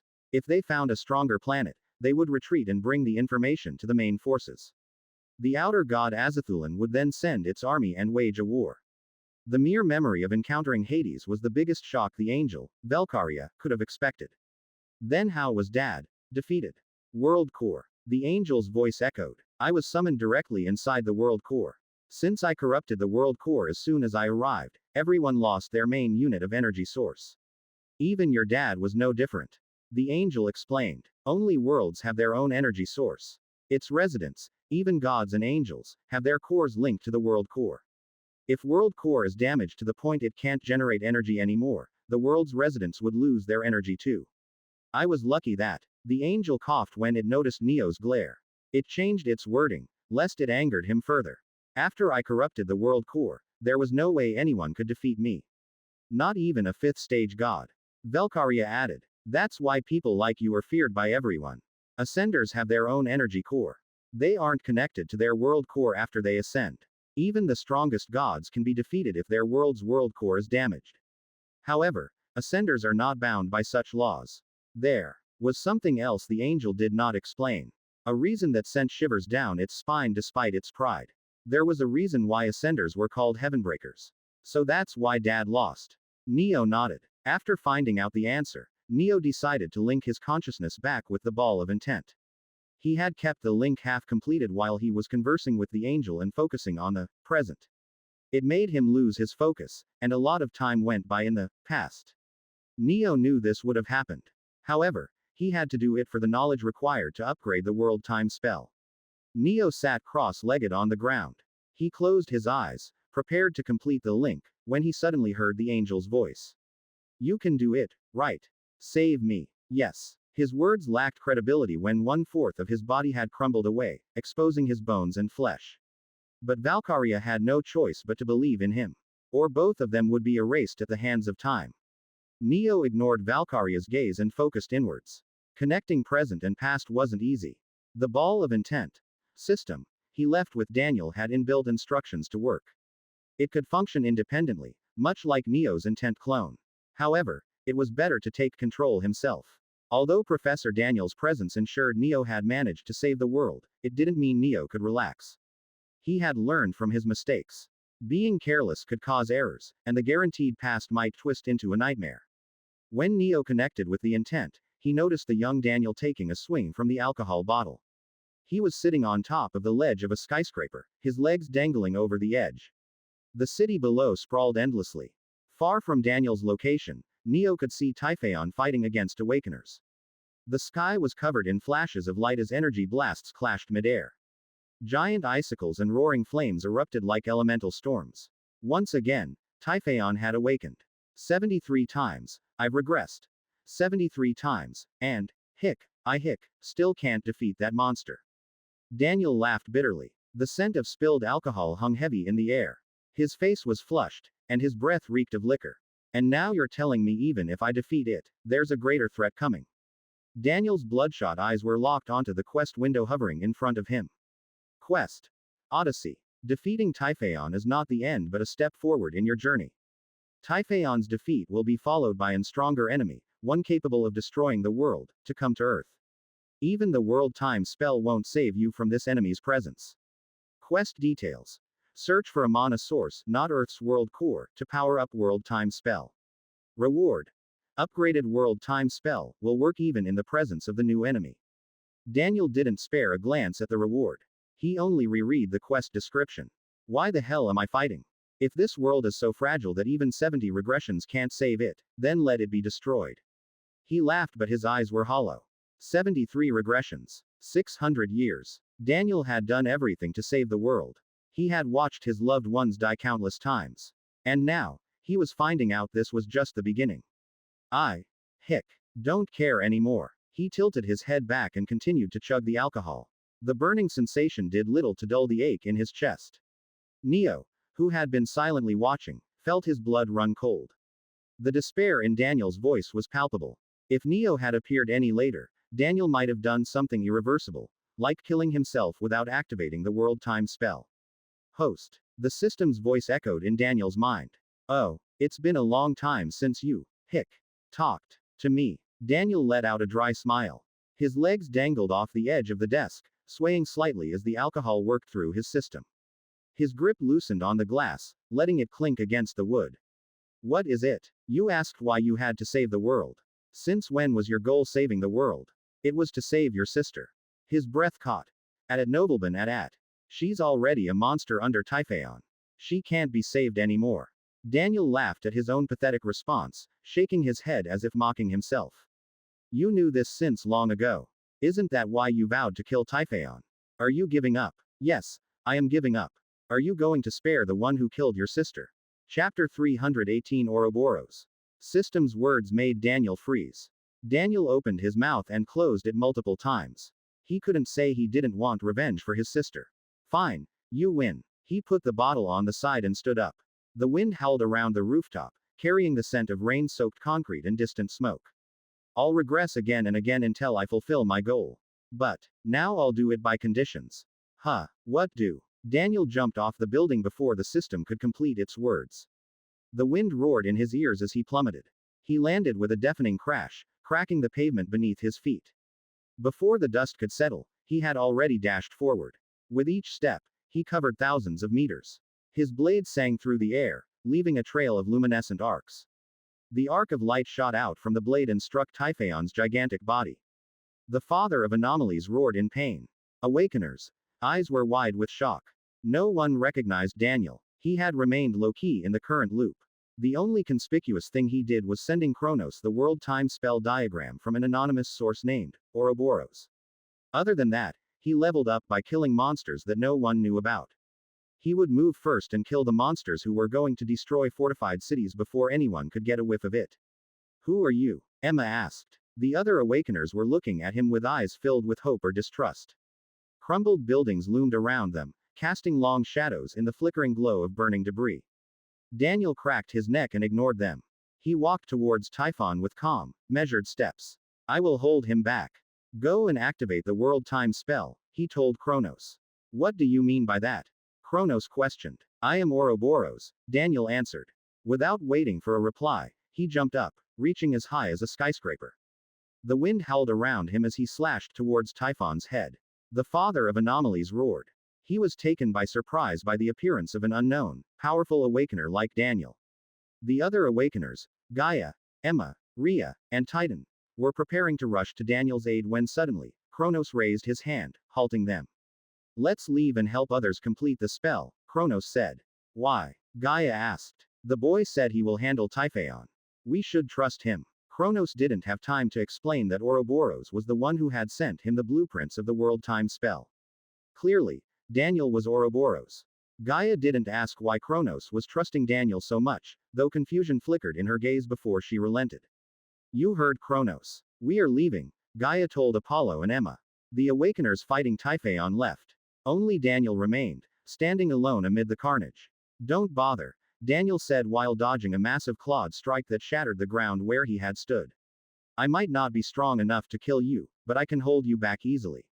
Daniel, half drunk, continued to move around the battlefield like a rabbit, weaving through the destruction with unnatural grace. He blocked and dodged attacks that could blow cities apart with ease. His uncaring attitude only further enraged Typhon. The father of anomalies, glowing eyes narrowed with growing irritation. Just then, Daniel opened his mouth. You know, I heard something from Kronos a few cycles ago. Typhon's slitted eyes narrowed, but Daniel didn't wait for a response. He said a guy from another timeline defeated you with a single attack. Isn't that a bit too absurd? I can't defeat you even after 70 tries. Suddenly, Typhon froze. The massive storm swirling around him halted for just a heartbeat. I was defeated in one attack. His voice rumbled, quieter but filled with disbelief. Oh, you're talking. That's a first for me. Daniel smirked. Daniel knew Typhon could speak. However, the father of anomalies never spoke to anyone he considered beneath himself. It's him. That damned red-eyed swordsman. Typhon roared. His aura flared with violent energy, splitting the ground anew. If you know about him, you must be his friend. Wait, why are you entering the second phase already? Daniel shouted in panic as he rolled away. Typhon's attack intensity grew exponentially. Cracks spider-webbed across the scorched earth beneath his feet as bursts of violent energy radiated from his form, distorting the air with shimmering heatwaves. As a time element user, Typhon had dreams about previous timelines too. He knew he was the undefeatable Great Emperor. The world would always bow to him in every timeline. It was proof that Typhon was the rightful owner of the Earth. There was just one timeline where Typhon couldn't be the Great Emperor. In that timeline, he was treated like a third-rate monster, insulted, imprisoned, and mocked by the red-eyed swordsman. Despite never having met the swordsman in reality, Typhon carried intense hatred towards him. Daniel fell under Typhon's frenzied attack. Dust filled the air as he was slammed into the ground. Typhon looked down on Daniel, satisfied and with a mocking smile. Yet Daniel grinned weakly and raised his middle finger. See ya, loser. The world was blanketed in a white light. The battlefield vanished. The lingering heat, the scent of scorched earth, all replaced by blinding purity. Kronos and the others had activated the world time spell. The familiar disgusting sensation of time travel returned. Daniel woke in a hospital bed. The sterile scent of disinfectant filled his lungs. The steady beep of the heart monitor echoed softly in the boisterous room. Blinding fluorescent lights illuminated the white ceiling above him. I'm sorry. There is no one named Celine in the rescued people list. Amanda, what are you saying to a patient who just woke up? Another voice interrupted sharply. Daniel shifted in bed. The sheets felt cool against his skin, but his chest felt hollow. He was sick of hearing those same words. I'm back here again. At Nobleman at. No matter how far back Daniel tried to time travel, he couldn't go beyond this day. It wasn't due to an error in the spell. Daniel had checked the spell multiple times for faults. It had to be fate's doing. The damned fate wasn't allowing him to go too far back. It has been detected that host has undergone 73rd regression. Adjusting divine system. Please pick one of the rewards. 1. 100% of pre-regression stats. 2. Any 10 skills from your previous life, the skill level will be reset. 3. Any 10 system items. Pick stats, Daniel muttered while ignoring the doctor and nurse, who were giving him a weird stare. He had gained all of his skills and times already. With the addition of more stats with each loop, Daniel predicted he could fight Tyon on an equal basis within 15 loops. It was why he had been happy. Just 15 more loops where he leveled up and carried his stats to the next loop. He could finally see the end of the tunnel. But then the system gave him a new quest, telling him a new, powerful enemy was waiting on the horizon. Daniel stopped caring. For the next 23 loops, he focused on having fun. Gambling, drinking, traveling in space, raiding human settlements. Daniel did every batshit crazy thing that came to his mind. Since once he looped again, people would forget what he had done, he did not hold back. His best and most fun achievement to this day was lighting Zeus's beard on fire and playing farting noises on a speaker when Ares was giving a speech to the Awakener Association. Chapter 319 Ouroboros 2. The worst one was when he was lost in space. Traveling the cosmos for years, not knowing where was going, was not fun at all. He might or might not have gained a slight fear of space after the incident. Since the host has enjoyed as much as he wanted, it's time he focus again on saving the world. What do you mean, enjoying? I'll tell you. Everything I did was to find a way to complete the Odyssey quest. He chuckled while drinking in the middle of the night. The moonlight filtered through the open window and cast a silvery glow on the dusty wooden floor. Everything. What about the orgy you had in the last loop? How was that useful for the quest? Ahem. Daniel cleared his throat. Drunk, he looked around for an excuse and his eyes landed on the moon. Moon. The orgy was on the open rooftop during the night. It helped me think clearly, and I got the idea to clear the quest. That is, you said when the new enemy appears, mana will disappear from Earth. Then we just need to use the mana of the moon. Daniel knew it was easier said than done. Zeus, who had gone to the moon multiple times, called the moon's consciousness crazy. Anyone else who met it said the same. In the next loop, Daniel went into space and to the moon. Unsurprisingly, they hit it off right away and became best friends. What do you like most in a girl? The moon's consciousness asked. Their big heart, Daniel answered. Good. Me too. Ha ha ha ha. The moon's consciousness laughed. Neo didn't know whether to laugh or cry. Moon and Daniel were both perverts. Their choices in girls were similar. Thanks to their friendship, Moon agreed to help Daniel. Daniel could now build the upgraded world time spell. Immense happiness surged in his heart. Why? He could finally beat the shit out of Typhon. He had become strong enough to defeat Typhon a few loops ago. But he didn't do it since the spell wasn't complete. After coming down to Earth, Daniel beat Typhon and immediately activated the world time spell. He beat Typhon again and activated the spell again. He kept doing it for 46 times. His heart was finally satisfied. Later, the angel descended. Daniel had kept his expectations low, but he had been wrong. The angel was much worse than his imagination. It wasn't a big, busty girl. Ellipsis. Daniel kept looping. He continued to do stupid things for laughs. Anything was fine. He just needed a way out of his boredom. After 3,000 years of looping, Daniel had started to grow tired. At a nobleman at. He was losing motivation. Even the angel didn't feel scary anymore. Just when he was on the verge of dying from boredom, he got an idea. I should visit the underworld. What? I mean, the angel comes from there, and the world core is also there. If we want to save the world, we need to stop the angel before it descends into the underworld.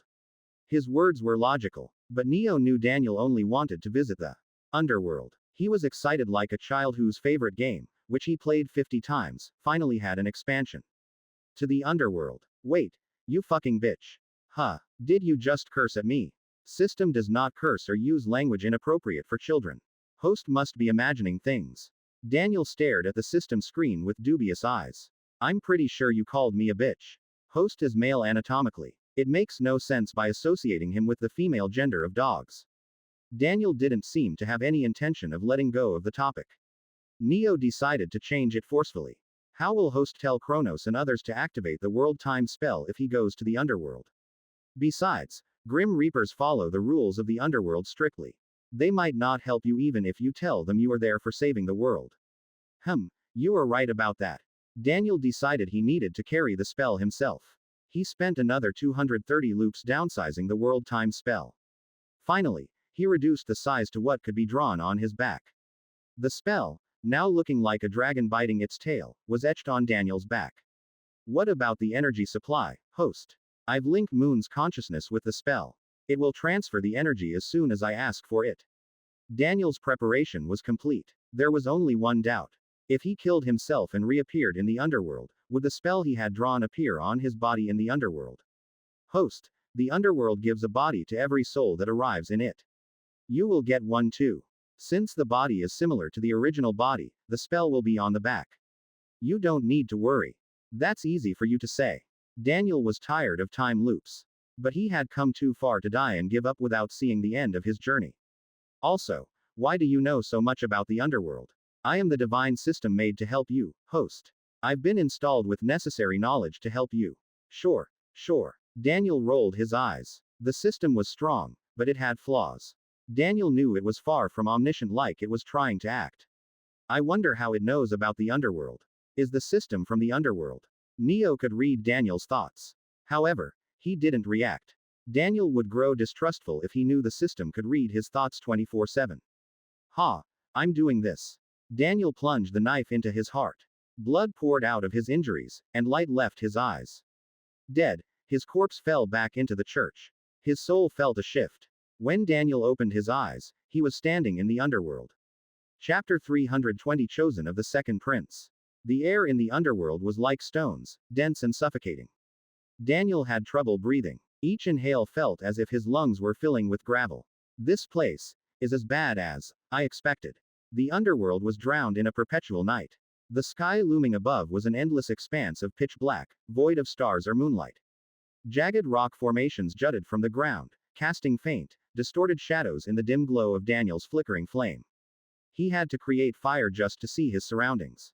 Yet the light barely extended beyond a few meters. It was as if the darkness itself was devouring the flames. The oppressive silence pressed in on him, broken only by the occasional distant echo of something moving beyond sight. Daniel raised his head, his brow furrowed deeply. He scanned the sky but found only that same endless void. It feels like someone is staring at me from the sky. Since he couldn't see much, he decided to move cautiously. Each step echoed faintly, swallowed quickly by the abyss. Daniel's first impression of the underworld was simple. 10 out of 10, will never come here again. His fear only grew when he sensed a terrifying presence moving toward him. The air grew heavier with each heartbeat. Suddenly, a figure emerged from the shadows. A woman with golden locks and blood-red eyes. Her lips curled into a constant smile, revealing sharp fangs like a vampire's. I'm Paimon Lenoir, third-ranked Grim Reaper and the Grand Duchess of the Underworld. Pleased to make your acquaintance. She curtsied, the motion elegant yet unnatural, like a doll mimicking human gestures. Despite her unparalleled beauty, Daniel felt no lust. Instead, he was calm. Too calm. Who are you? Daniel asked. As I've said, I'm Paimon Lenoir, a Grim Reaper. Her smile was unsettling. It was too perfect. Daniel's mind screamed at him to run or fight. Every instinct in his body warned him of danger. Yet his body refused to budge, as if bound by invisible chains. It knew, instinctively, the woman before him could destroy Earth with the flick of a finger. She could crush 1,000 Typhaon with ease. It was impossible to run away from her. Daniel was at her mercy. I need to activate the spell. Please, calm down. I'm not here to harm you. She appeared beside Daniel suddenly and wiped his sweat with her handkerchief. The damp fabric brushed his forehead gently. Daniel didn't realize, but he had been huffing. His back was drenched with sweat. His heartbeat slowed as the figure before him radiated calm. Fear not, Paimon smiled. You are the chosen of the second prince. You are the guest of the underworld. From that day on, Daniel was treated like royalty. He could eat what he wanted, from golden fruits to exotic dishes served on silver platters. He could go where he wanted, exploring vast halls with towering arches and crystal-clear fountains. The Grim Reaper, Paimon, fulfilled all his wishes without question. At a nobleman at. Daniel didn't understand the reason for such grand treatment. Hey, what do they mean I carry the aura of their second prince and thus I'm his chosen? Did you do something? He whispered to the system. Though pleased with the royal treatment, Daniel had no idea why he was called the chosen of the second prince. Neo, within him, of course, understood what they meant. He was the second prince of the underworld. His elder brother, Henry, was the first prince. Although Paimon couldn't sense Neo's intent within Daniel, she could sense the presence of Neo. Thus, they assumed Neo had sent Daniel in his place. Rest easy, host. You aren't a fraud. You are the actual chosen of the second prince. Quote ellipsis question mark quote. Daniel blinked, confused. The system remained silent, refusing to clarify further. Daniel embraced the luxurious lifestyle since thinking wasn't taking him anywhere. He spent his days lavishly, playing around in the palace gardens filled with midnight roses and silver lilies. When a few weeks remained before the angel's arrival, he finally got to business. I want to meet the monarch, Daniel said firmly. Pardon, Paimon replied, tilting her head in surprise. The two sat on opposite seats in a lounge adorned with velvet upholstery and arcane symbols etched into the marble floor. A child named Barbados, dressed in a simple black tunic, served them tea on a golden tray. His pale face was emotionless as he carefully placed the cups before them. An entity from the cosmos is about to arrive in our world. It will come through the world core. Daniel's voice was steady yet laced with unease. Since the world core is inside the palace of the monarch, we need to go there and do something about the world core. Daniel continued. Typhaon somehow managed to open a portal inside the world core. I know the world's consciousness hates letting people near its core, but maybe we can do something if we work together with Monarch. Paimon maintained her ever-present smile. Though her golden eyes glinted with something sharp, she shifted her gaze toward Barbados. The child flinched. His pale hands trembled. Daniel wasn't supposed to know the location of the world core. The underworld existed within Earth, and the world core was at the center of the underworld, deep within the monarch's palace. It was a closely guarded secret, known only to the high-ranking Grim Reapers. Barbados treated Daniel like an older brother. That was why he revealed the information to him. Barbados, Paimon called out to him. The echo of her words made the Barbados feel colder. I understand you saw the dreams of meeting the second prince in another timeline, and since Daniel is sent by him, you want to help Daniel. But you shouldn't break rules like this. Not even for the prince. Sorry, Barbados lowered his head. His eyes were filled with guilt. His mastery of the mimic time element was high.